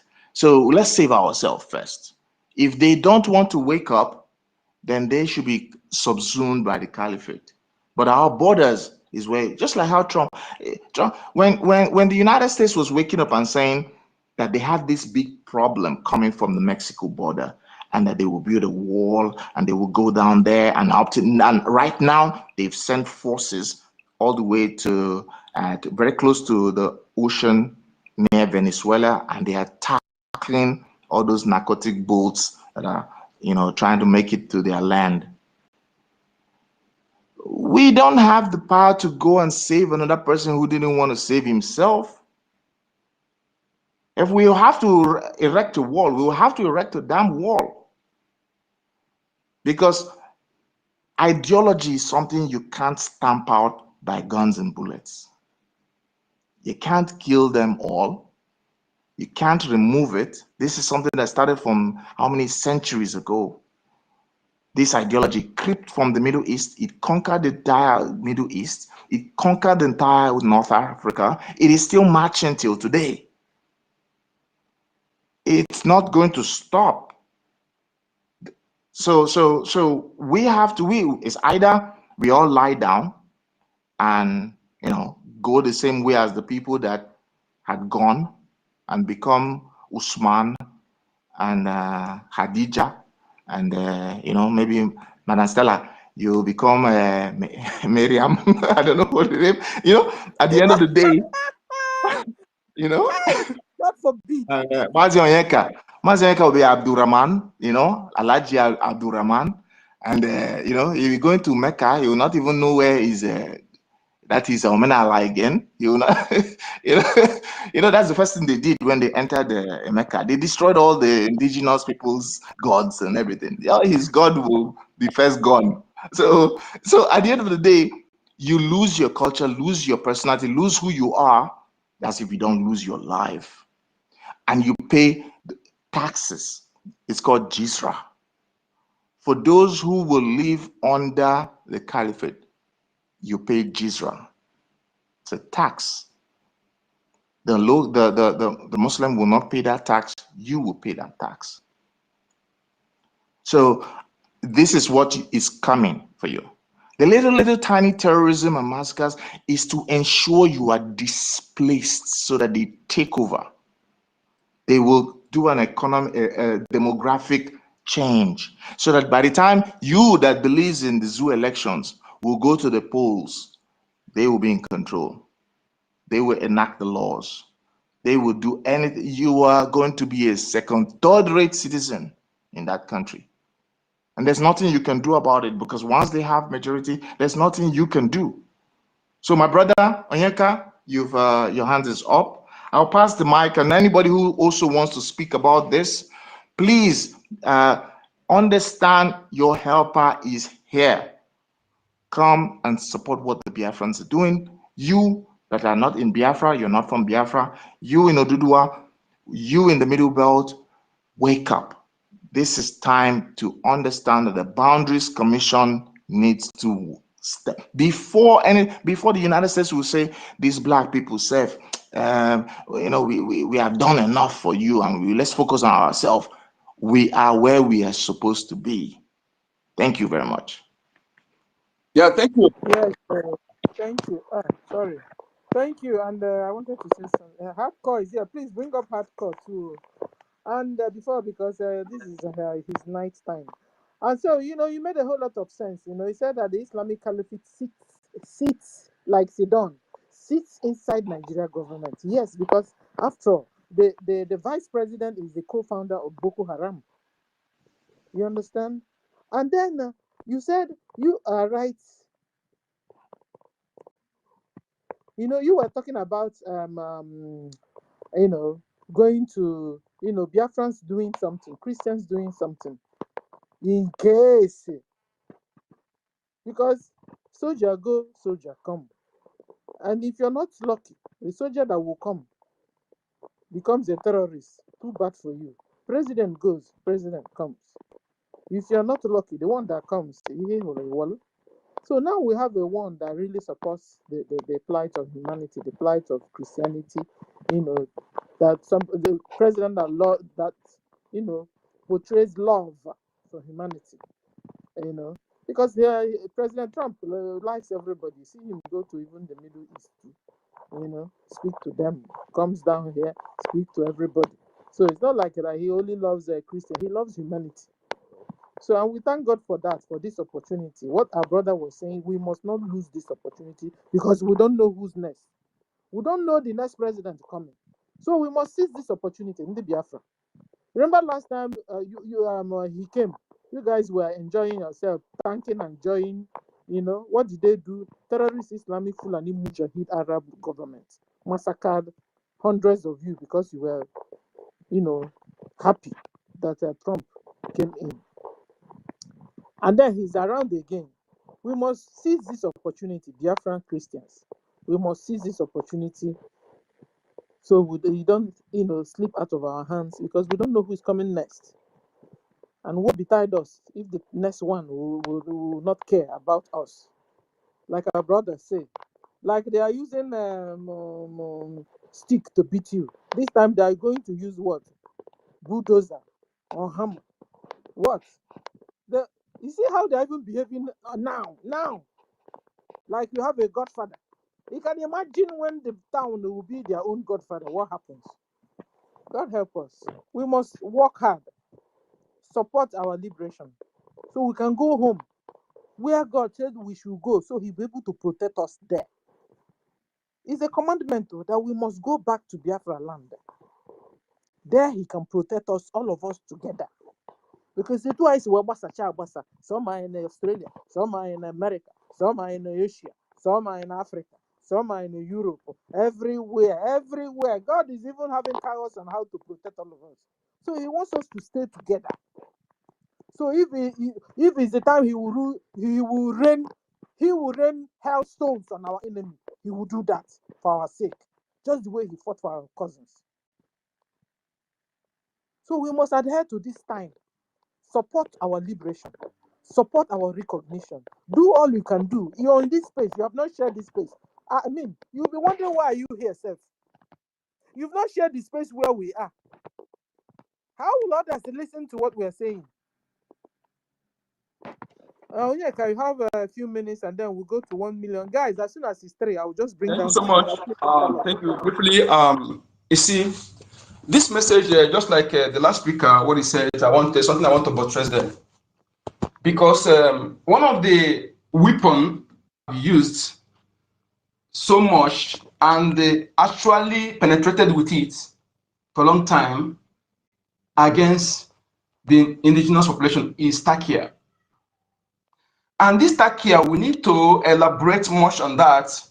And because there is it is very, very obvious to people to see the Takia. Unfortunately, some people are still falling for it. They are coming and began to talk about maybe Takia and this voodoo.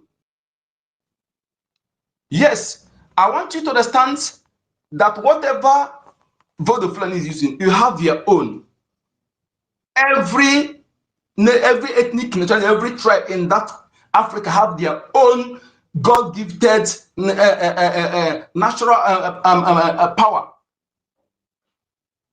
Or can I say indigenous power that you can use at a time like this? Okay?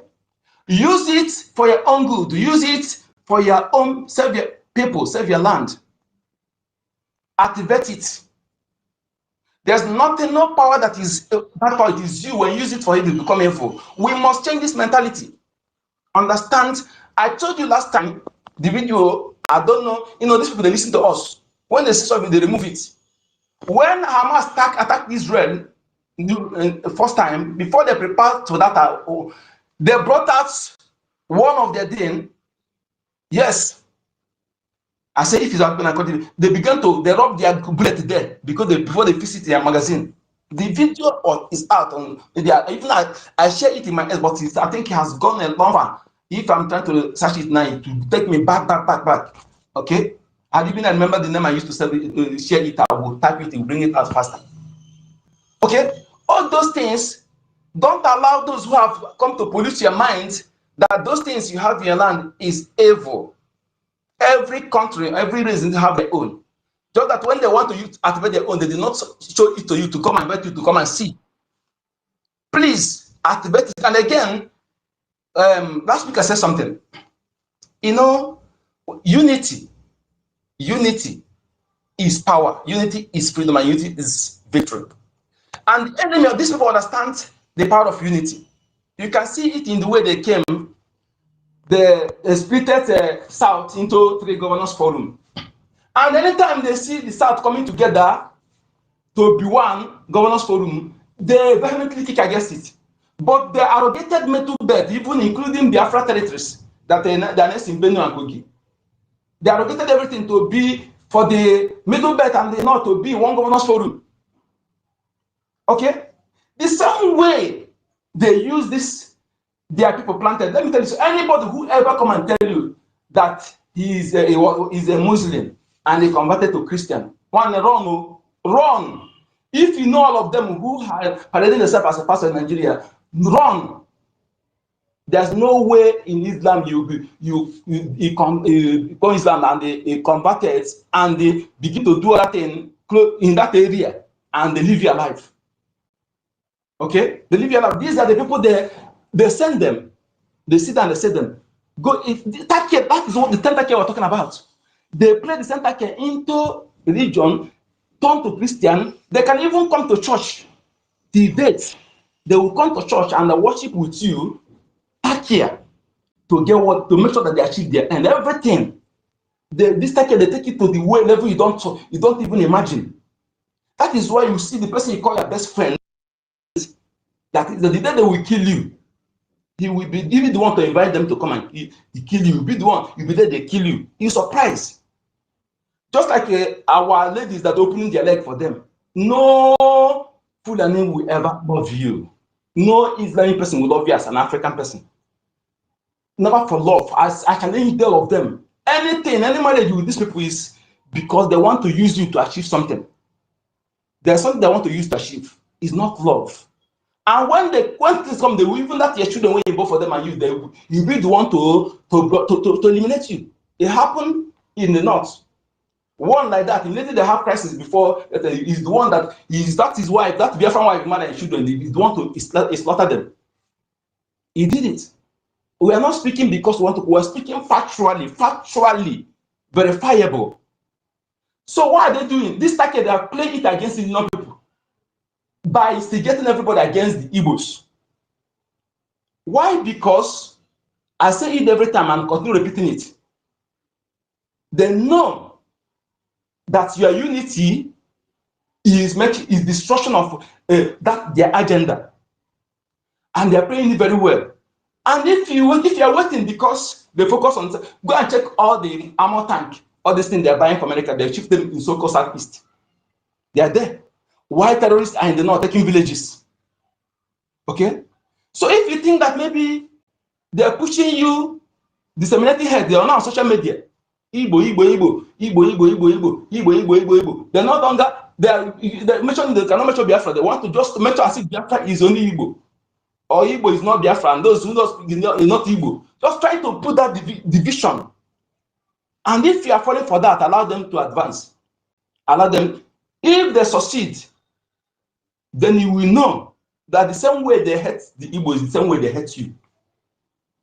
But they are playing this tactic here so that they will use you to succeed against their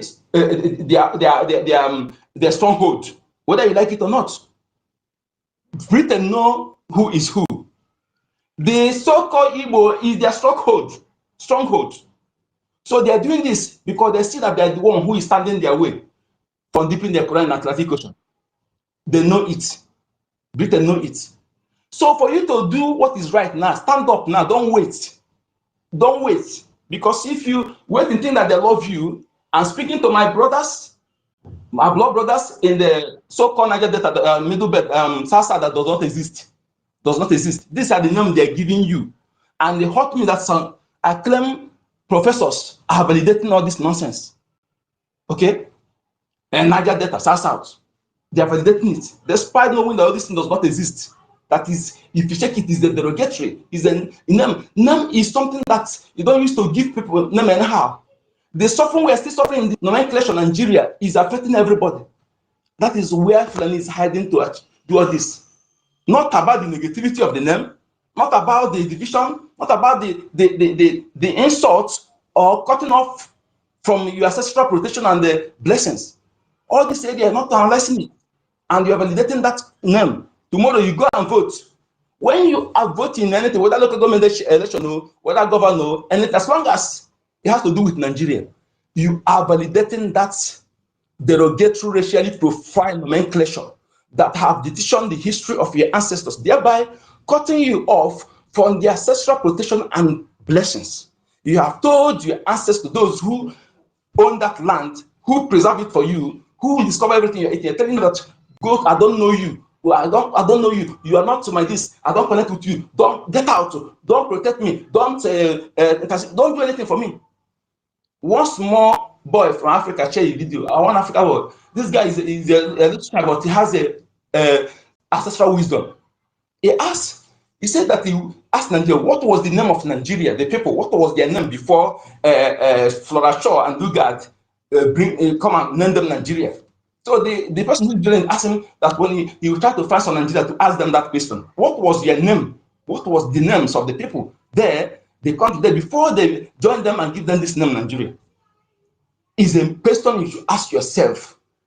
Ask yourself, why they bring the incompatible people and take power, give to immigrants to control the owners of the land.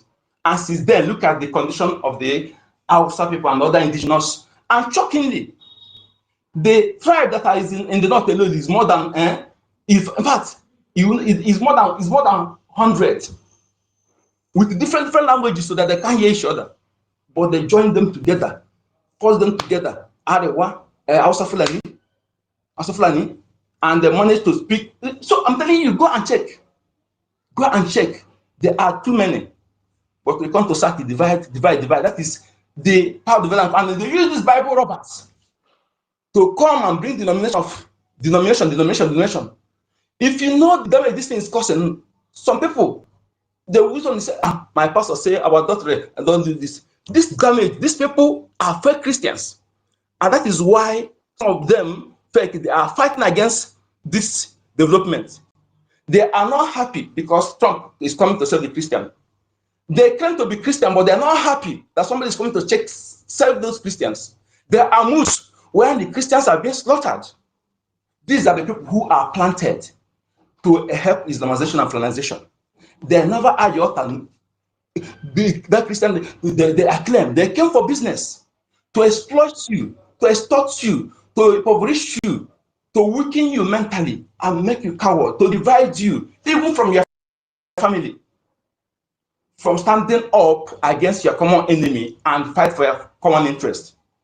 I will pause here, but my message is to indigenous people who want to be free. Support what Biafra is doing. Biafra freedom, yes, when we have our legs strongly on ground, then we'll be able to help another. Because when you are free, the threat will not have threat much. But when we allow you, enemy take over you, after you, they will try to penetrate us again. So we're going to fight to make sure that all our neighbors are free. The same way our leader said that every for our neighbor we get oil and gas free of charge. We mean it. We don't speak because we want to speak. We know who we are and know what we can do. Thank you. Thank you, brother. Yes, so we'll go to 1 million. 1 million, you have the mic. Guys, as soon as it's 3, I'll just bring down the space unannounced. 1 million, you have the mic. Because our sister will be coming by 3. Okay. Thank you very much, Auntie Stella. Thank you, our co-host, Mazi Nkudinamba. Thank you very much for your submission. And I also welcome you as well, Hardcore, my brother. You're all welcome. Greetings to all the audience, the listeners. You're all welcome. So, I had my brother, Biafra liaison, when you were saying something about the Afghanistan, and you're talking about the story and how, you know, the Americans, you know, left, and that was when they came to understand how, you know, the importance. So many of them, we saw so many videos where they were, you know, some of them from Afghanistan were falling from the airplane. You know, it was all recorded live, so it was very, very touching and a kind of sad one, you know. And there's something that they say that it is too late to cry when the head is off. So that was a kind of sad story for them. So I hope that they are condoning it, you know, they are managing their fate now. So now when it comes to what is happening today, like the so-called failed state called Nigeria, you know, the problem is that so many of these Nigerians, you know, so some of them they do not understand the meaning of failed state. It's not as if maybe if you tell them now that Nigeria is a failed state, they don't understand, because, you know, even when you try to explain the meaning, they still don't understand. Even when they see it, they still don't understand, because, you know, some of these people are, you know, they are just few. You know, they are just few, just that they manage to have this opportunity of having a kind of platform where they can, you know, spread this kind of propagandas and all that. You know, so, and I thank God that we are now everywhere, you know, and God has given each and every one of us the opportunity as well. So their propaganda and their hate speech can never fly, mostly at this particular time. So, and when I heard you making that submission, you know, I just wanted to you know, draw to the awareness of our people, especially the Biafran people, that you see there is a big difference between like all these other stories that we have all heard. You know, you know, when we are talking about Nigeria, nobody should compare Nigeria with Libya. Nobody should compare Nigeria with Afghanistan. Nobody should compare Libya with Nigeria to any of all this. Forget about all those histories, all those ones. Nigeria is the worst, you know, is the worst of all these things that people are trying to compare, you know, trying to, yeah, you know, sometimes you learn from, you know, what happened to others, you know. So, but in the case of Nigeria is a complex state, it's a failed state already. So the terrorists themselves are Nigeria. You understand? So you see those people, some of these people you see supporting, talking from both sides of their mouth, you know, as if maybe as if maybe they don't know exactly what is happening. You know, these people, they are all paid agents. You know, Nigerian government has been doing this for a very long time. You see, like what we are seeing today is a very, very shocking thing to the Nigerian government. Not only to the Nigerian government, it is a very shocking thing even to the British government as I speak to you right now, because you cannot be telling me that 200 people will just be massacred in a day. There will be no state of emergency. There will be no there will be no awareness. There will be no protest. You know, nothing will happen. And before you know it, they will tell you that army barrack was ransacked. You know, was attacked. Soldiers were kidnapped. And in Nigeria, no BBC, no CNN. This kind of I don't understand the kind of the meaning of all that. Some people, they have been doing all these things, you know, suppressing the media to the extent that they almost wanted to ban social media in Nigeria. Why? Because the people no longer go out to protest. If they go out to protest, what did they do? The army that this Boko Haram that they recruited into their army, because nobody joins their army again. Nobody wants to patronize them anymore. So what they do, they recruit Boko Haram, the terrorists themselves. They recruit them because these terrorists we are talking about and Nigerian government, they are all the same. It doesn't really matter their names, whether you call them governors, whether you call them president, whether you call them senator, whether you call them police, you call them army, you call them anything. Under Nigeria, they are all terrorists. You understand? So, and if they think that maybe it is only the Biafrans, that they only the Biafrans, and let the Igbos that they want to go, let them conduct a referendum. Let them conduct a referendum so that we will not see how many of these janjaweeds, how many of these terrorists, including the politicians, all of them and all together. Let us see how many, including their children and all of them. Let us see how many they are to compare to the indigenous people of that land. It is very, very simple. So, but we now understand that Nigeria is a very complex state, a failed state. That is why there is a state within a state. And that state that is within the state is the Biafran government in exile and the de facto government in the homeland. We have our armies, we have our defense forces that are, protecting and making sure, according to our capacity, making sure that they are defending our land. And it is our legal rights.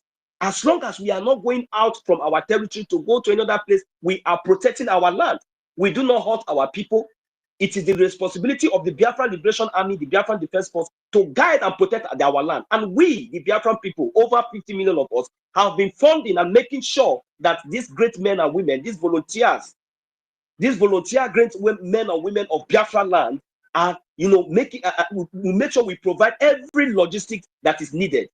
And that is the reason why, when the American government is coming, it's a very welcome development, because we are not terrorists. We have a lobbies, we have offices all over the world. Our headquarters is being registered and legally, registered in the United States of America. So you see, when we hear things like this coming, you see them talking. I asked them one question, but our leader, Mazi Nnamdi Kanu, was kidnapped and still in the DSS dungeon till tomorrow. With all this nonsense that you people are trying to portray out there, this propaganda and all this whole shit, all this hell, a whole hell of nonsense, and people think that, don't you think that you are making fool of yourself?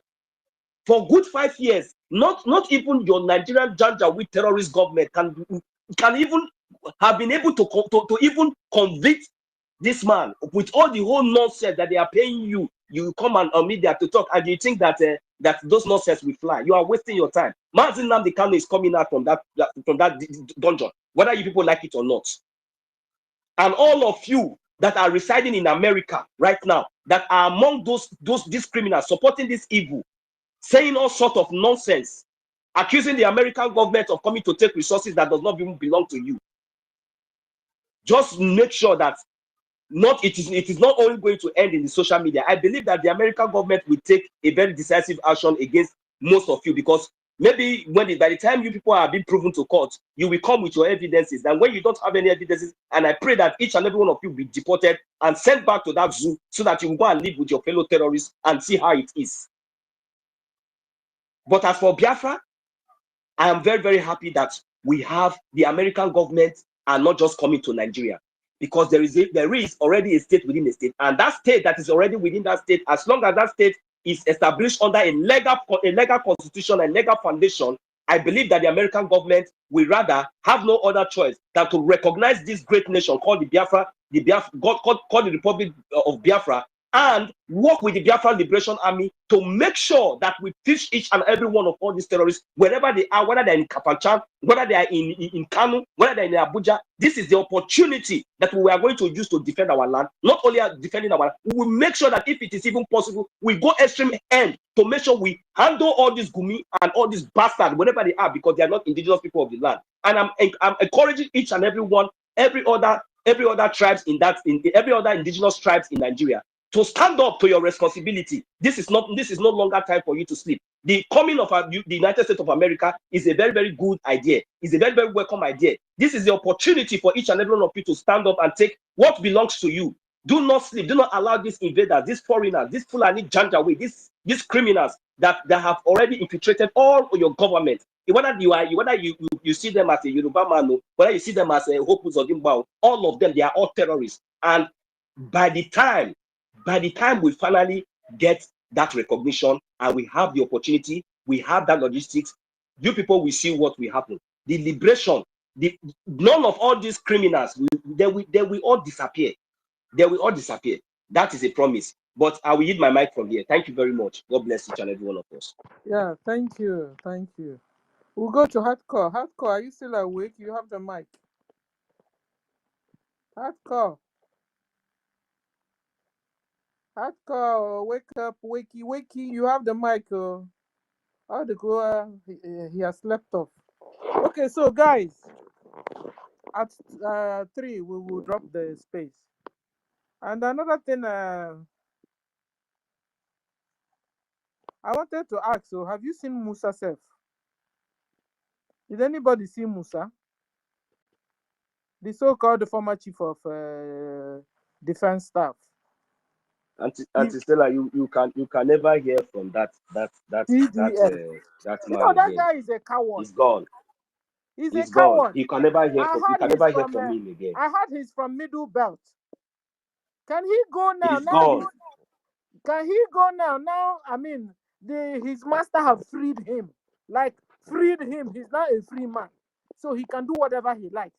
Can he go now and organize his own people, the Middle Belt, and fight off the jihadists in his land? He said his name is Christopher Musa. Maybe he used to be a Christian, who knows? Can he now go to Middle Belt and fight off the jihadists in his own state? Protect his own people? Well, have you seen Musa? Maybe at the end of the day, we'll become friends. Because it's only me that is trying to shape in Musa very well to understand. And I think he listens to me. Please, have you seen Musa? Tell him to go back to his state.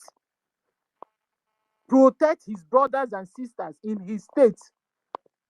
He's a general.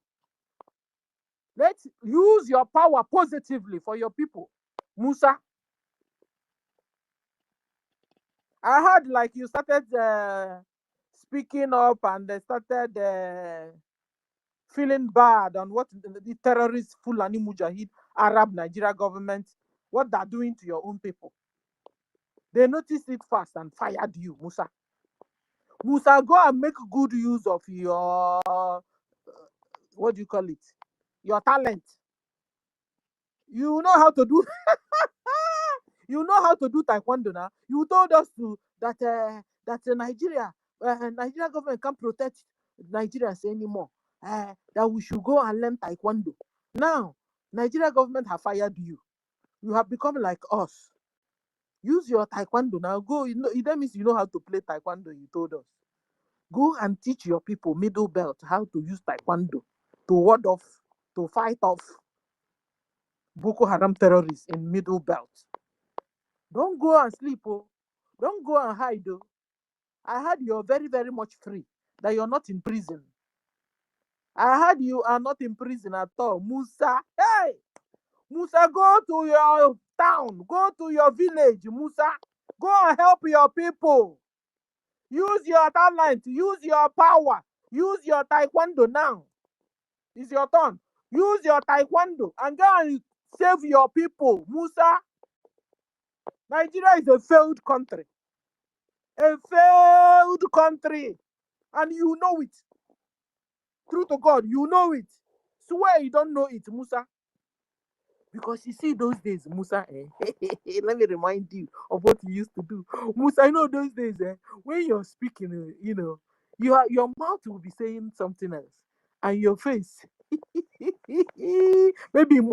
Gumi found out too.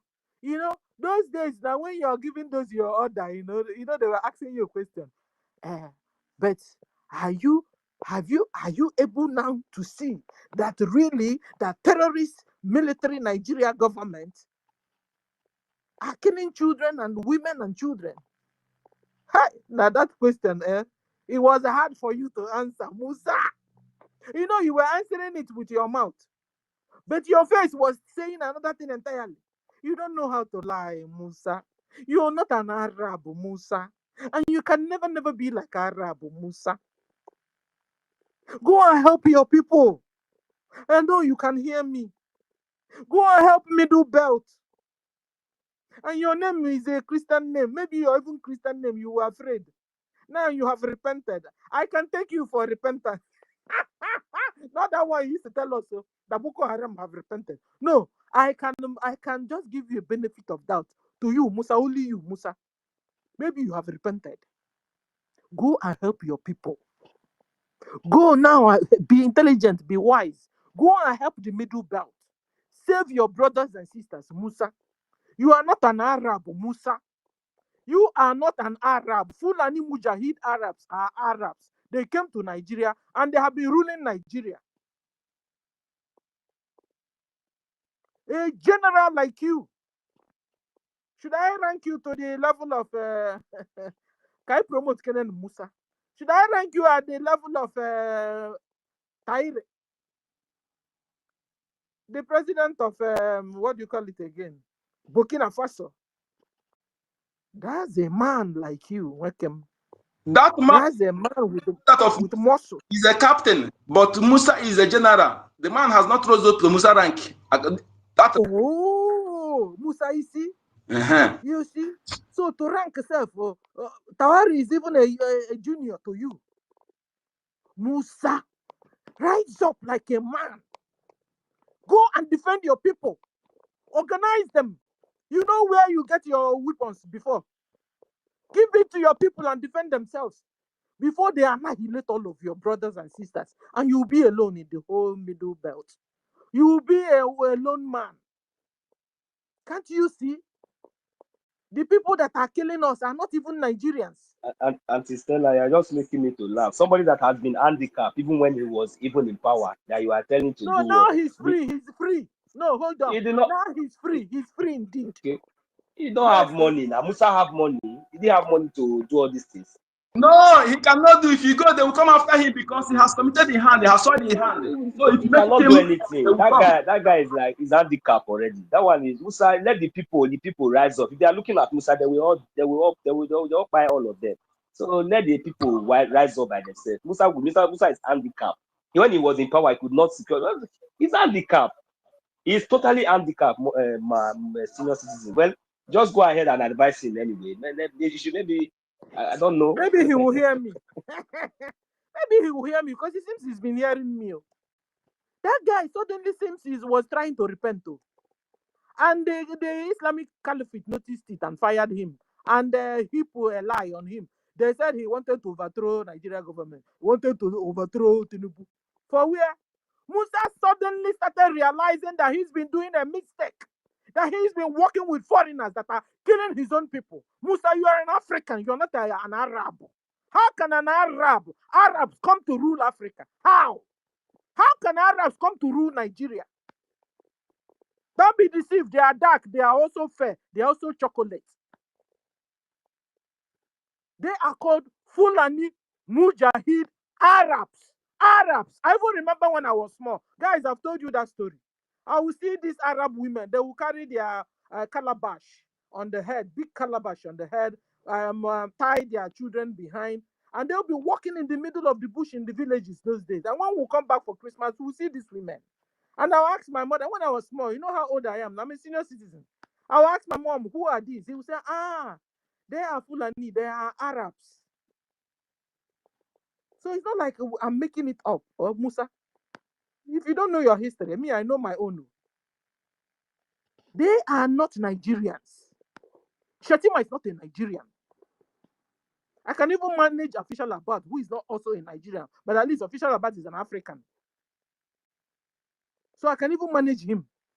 But imagine Arabs coming to rule Nigeria. Guys, Nigerians don't even understand the situation they are into. Go and ask Hausa, they will tell you. Ask in the Hausa, they will tell you the story. Or go and Google Mazin Nandekanu and hear the story he talked about Hausa. He said about Hausa and Fulani. Wake up, Nigerians! Wake up! Wake up! This lap is enough of it from coming. We have suffered in the hands of Britain. Now we are suffering in the hands of Arab. If it's not even Arab, all this why, my dear? Because the same Arab are taking over Britain. So is it that they've been hiding themselves in Britain until they have the number? They are now taking over Britain. And nobody's hearing about Britain in our... So maybe it has been Arabs all this while. These guys have been hiding. These guys are the bullies of this world, I tell you.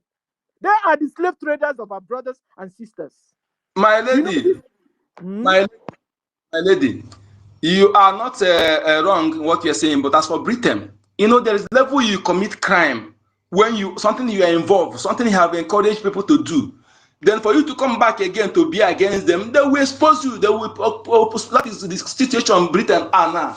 Like when I say about Caroline, they are the people who laid the foundation of what Fulani is doing, and they are doing it. The agreement, do it, let them take resources. So now, this Python in effect, when the Python begin to come and when you have no psychology, you train the Python to be doing evil, how do you think that the person will come and begin to condemn the evil again? Britain is complicit in all ramification. The foundation of evil in Nigeria is led by Britain. So that is why they're talking. Then Arab was in the right place and the right time, and Britain started using them. Because the common enemy we have now, as I speak, are the Arabs. Absolutely. They are hiding.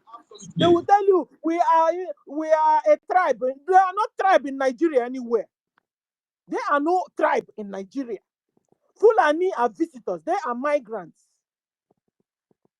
They are migrants. And Hausa have come to realization of this. When you now call a Hausa person Fulani Hausa, he will slap you. Tell you, no, Kajiko, hey, yo, I am me, not Fulani. Me, Hausa, trying to imitate them. Me, not Fulani. Me, Hausa.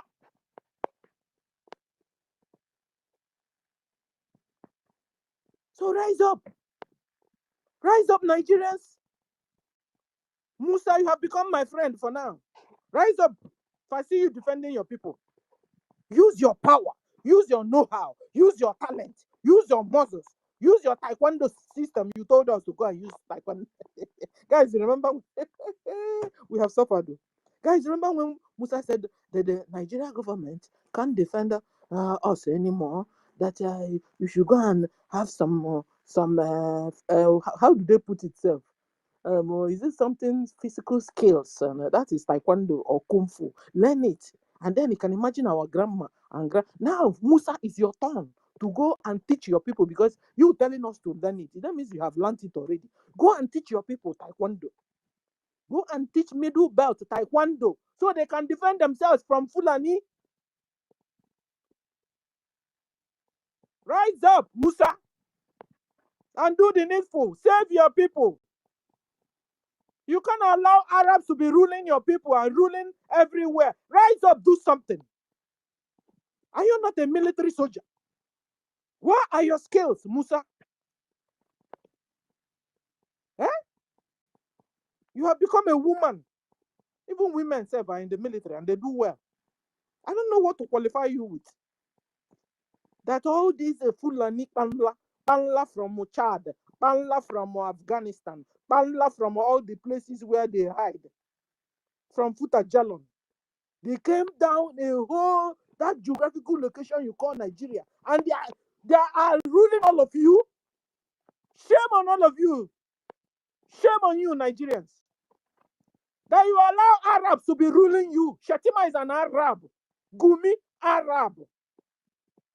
Sultan of Sokoto, Arab. There are no houses anywhere. And you guys are quiet and things are happening. Your people are dying. Your bloodline are being wiped out in your very presence. You're not man. You're not a human. If you don't do something, go and find out what they did to Lebanon. Go and see what they did to Afghanistan. Go and see what they do to a lot of nations. Nigeria will become like that. If you don't do something, because for we Biafrans, we are out, oh, we are gone. We are gone. By God's grace, we are gone. Oh. We have fought this fight before. We are going to fight. This is the final fight. And we are going to win this fight. We didn't know a lot of things before. Now we know. We are ready for negotiations, for any deal. So people are saying, Americans don't come, they are coming for mineral resources. Which mineral? Have you ever made use of mineral resources? Do you have common 1 bar of gold in your houses? A bar of gold, Nkete, do you have it?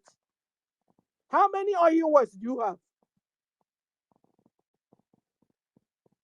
Tell me what you're getting from your ground, your so-called mineral resources. Common, you have crude oil. Fuel is better. Diesel. Oh, Nigerians, wake up before it's too late for all of you. Wake up. Speak up.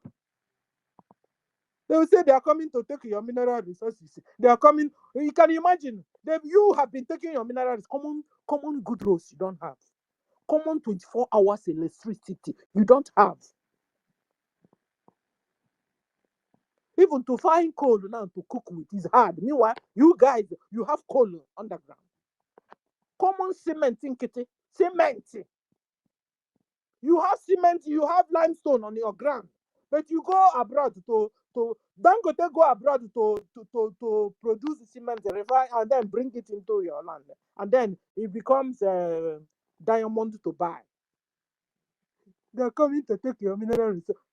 Anyway, I'm sure it's not even the well-meaning. It's all these thieves in the government.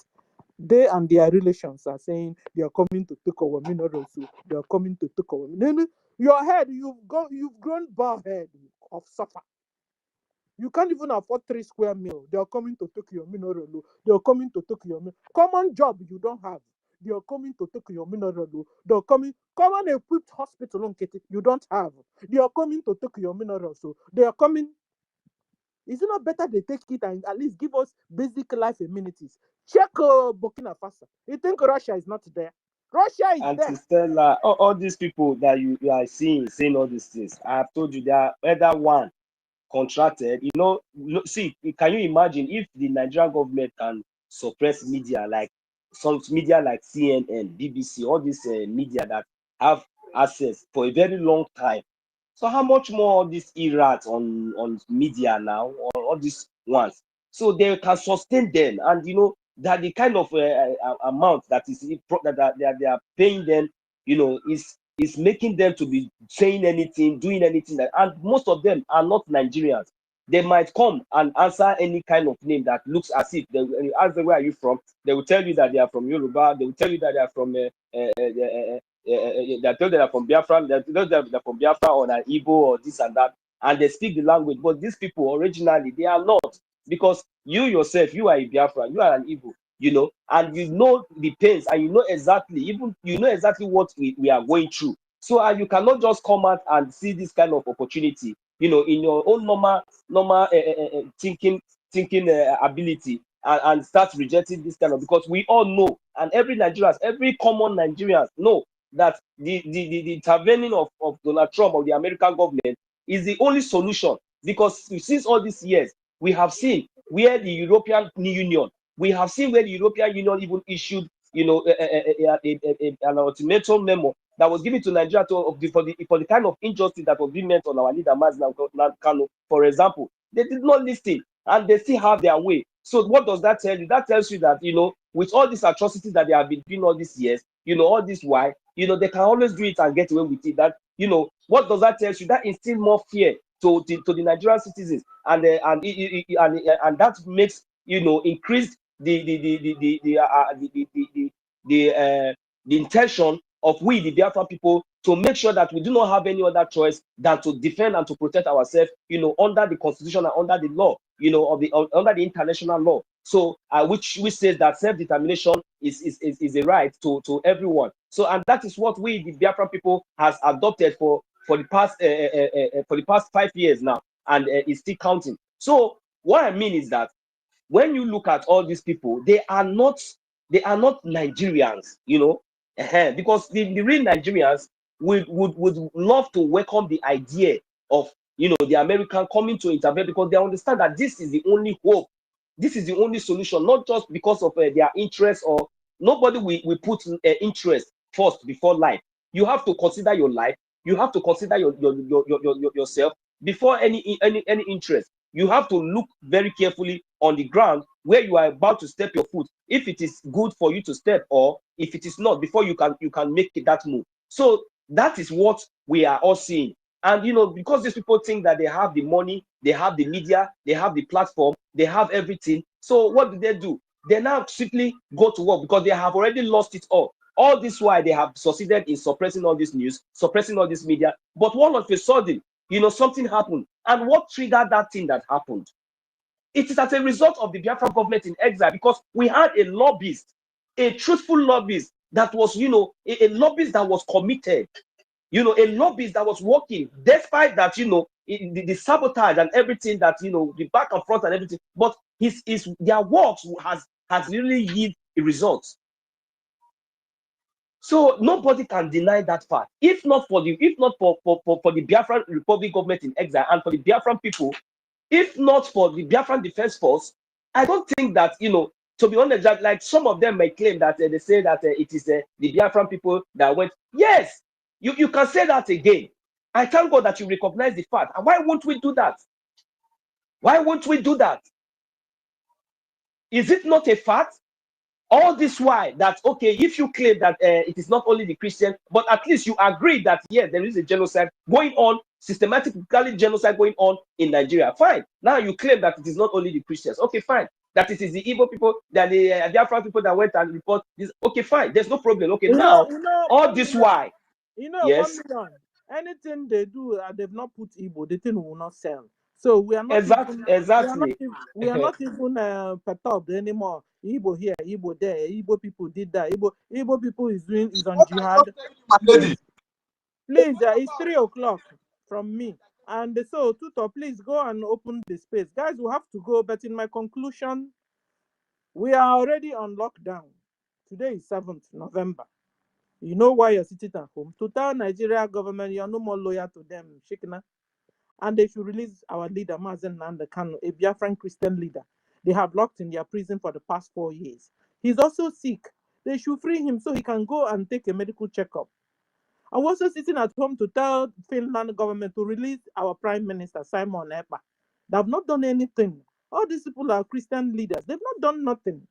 Just because they told Islamic Caliphate of Fulani Mujahid Arab Nigeria government, stop killing our people.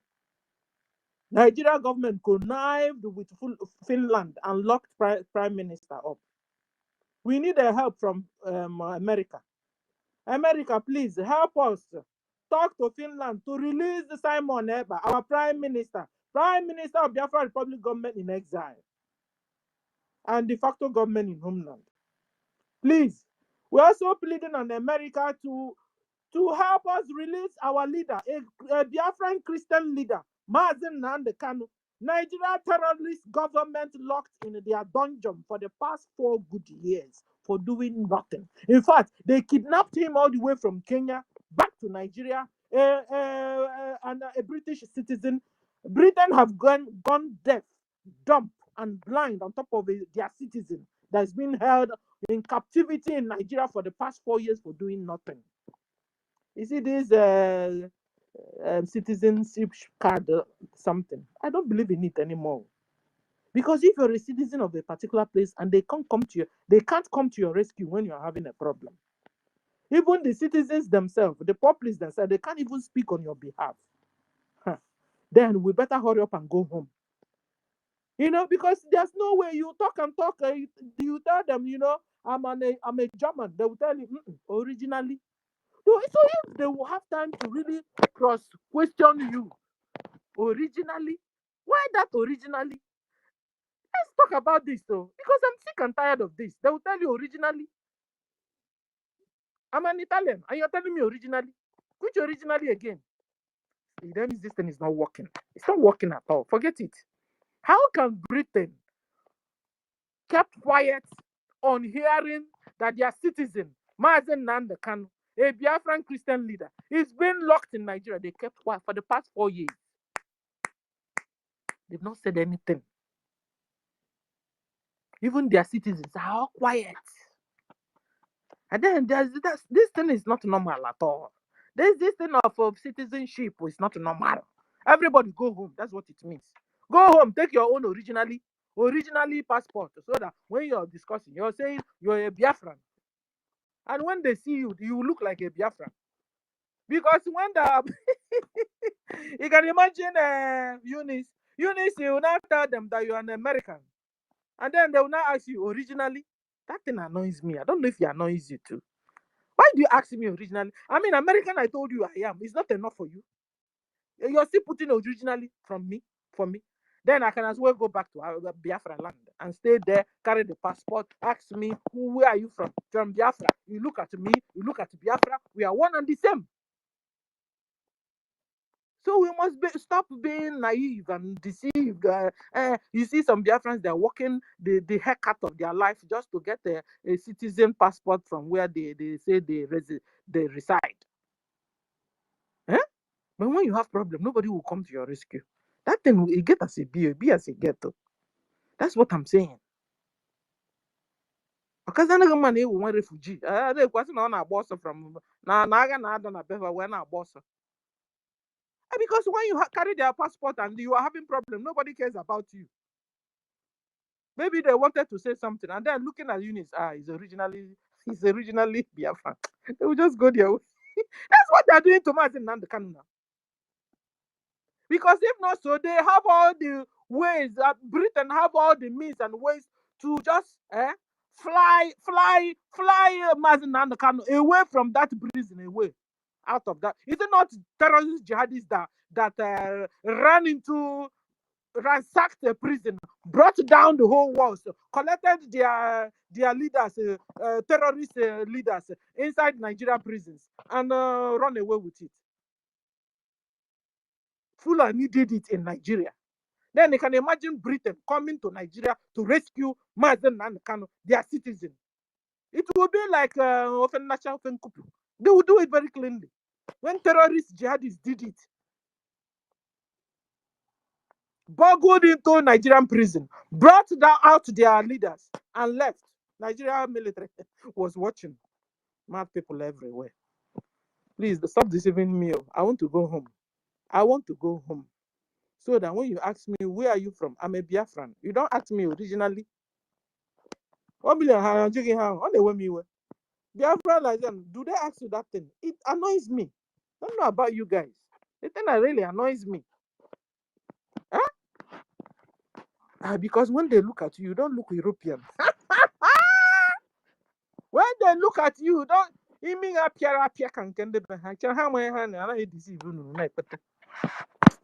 Okay, so guys, my sister should be on by now. It's 3 o'clock from here. Am I lying? No. It's 3 now. Tutor, give me a sign. Are you ready now? Guys, another space on. Co-host to space or the on. Nobody is speaking. No other space is on. Tutor, please go and open your space so we can bring this one down. So guys, do you understand? Let's okay, Tutor.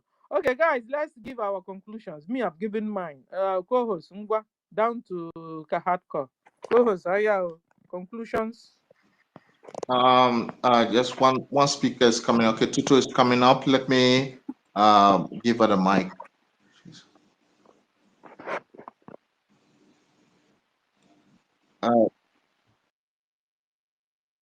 You want to go ahead, host tomorrow? No, I don't want to go ahead. I finished. I finished. Okay, then I'll open now. Takes strength out. I was finished. Okay, let me open then. That the mic is busy. There's we've all talked here, so that we can enter into another interesting topic, because I like your topic there. Yeah. Okay. So co-host, your conclusions are 1 minute. Stop bringing people up because I'm bringing down the space. Guys, go and hook up to Tutor's own. Okay. Okay, Storm, carry on. All right. Thank you. We're going to Tutor's space. See, Sister Stella, I beg no verse. Now you are one greet to. I just want to greet you because I just listen to what you did. Despite say I come late, I beg I greet everybody in the house. Despite say I enter late here, I just want to greet you because it has come to the level that even the blind can see.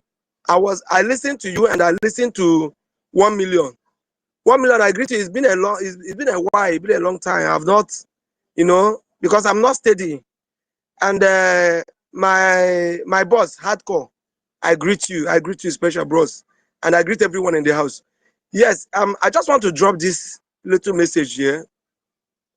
So many of us don't really know that Biafra is here. Yes, that is the truth. So many of us don't know that Biafra is here. And one thing I just want to contribute here is please be happy. Be happy and watch Chukwu Okike Abiyama doing his work.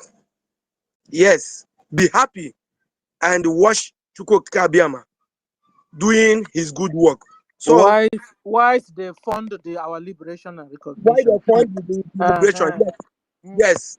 So please, I just want to greet everyone here. I'm very, very happy today. I think maybe next time I will say the reason why I'm happy. So, Sister Stella, I thank you and I greet everyone, all of you. And let's share from your joy. Now you're telling us you're happy and then you left us in imagination. Tell us your joy. You know, one thing is that we that is in homeland, personally, me and I believe I have my group. We are seeing what is going on, and we are doing our work, and we are seeing. But the truth is this: believe it, is that we are no longer see the time to tell story has passed.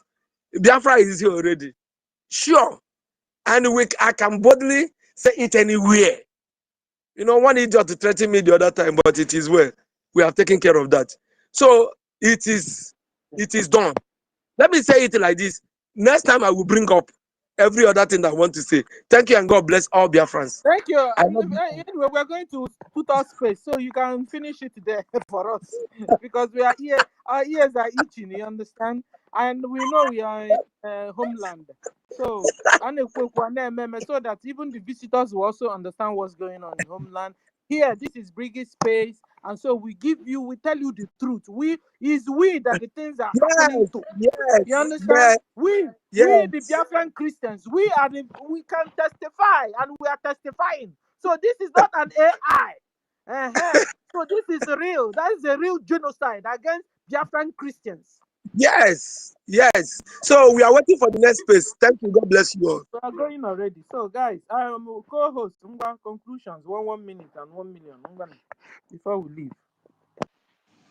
Well, thank you very much for all those who've contributed and made a lot of submissions. It's been a pleasure, and we'll be moving to, for those of us who are still available, please come join us. Come join Biafrans on Twitter Space so that we continue to listen. You can make your submissions there, and those of you who are just listening to us, please understand that Biafra is here.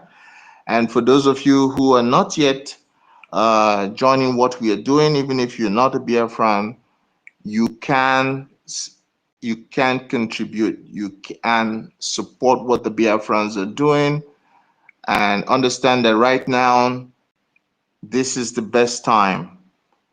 The United States has come to assist us to stop the Christian genocide. None of the Muslims or moderate Muslim countries have spoken about it.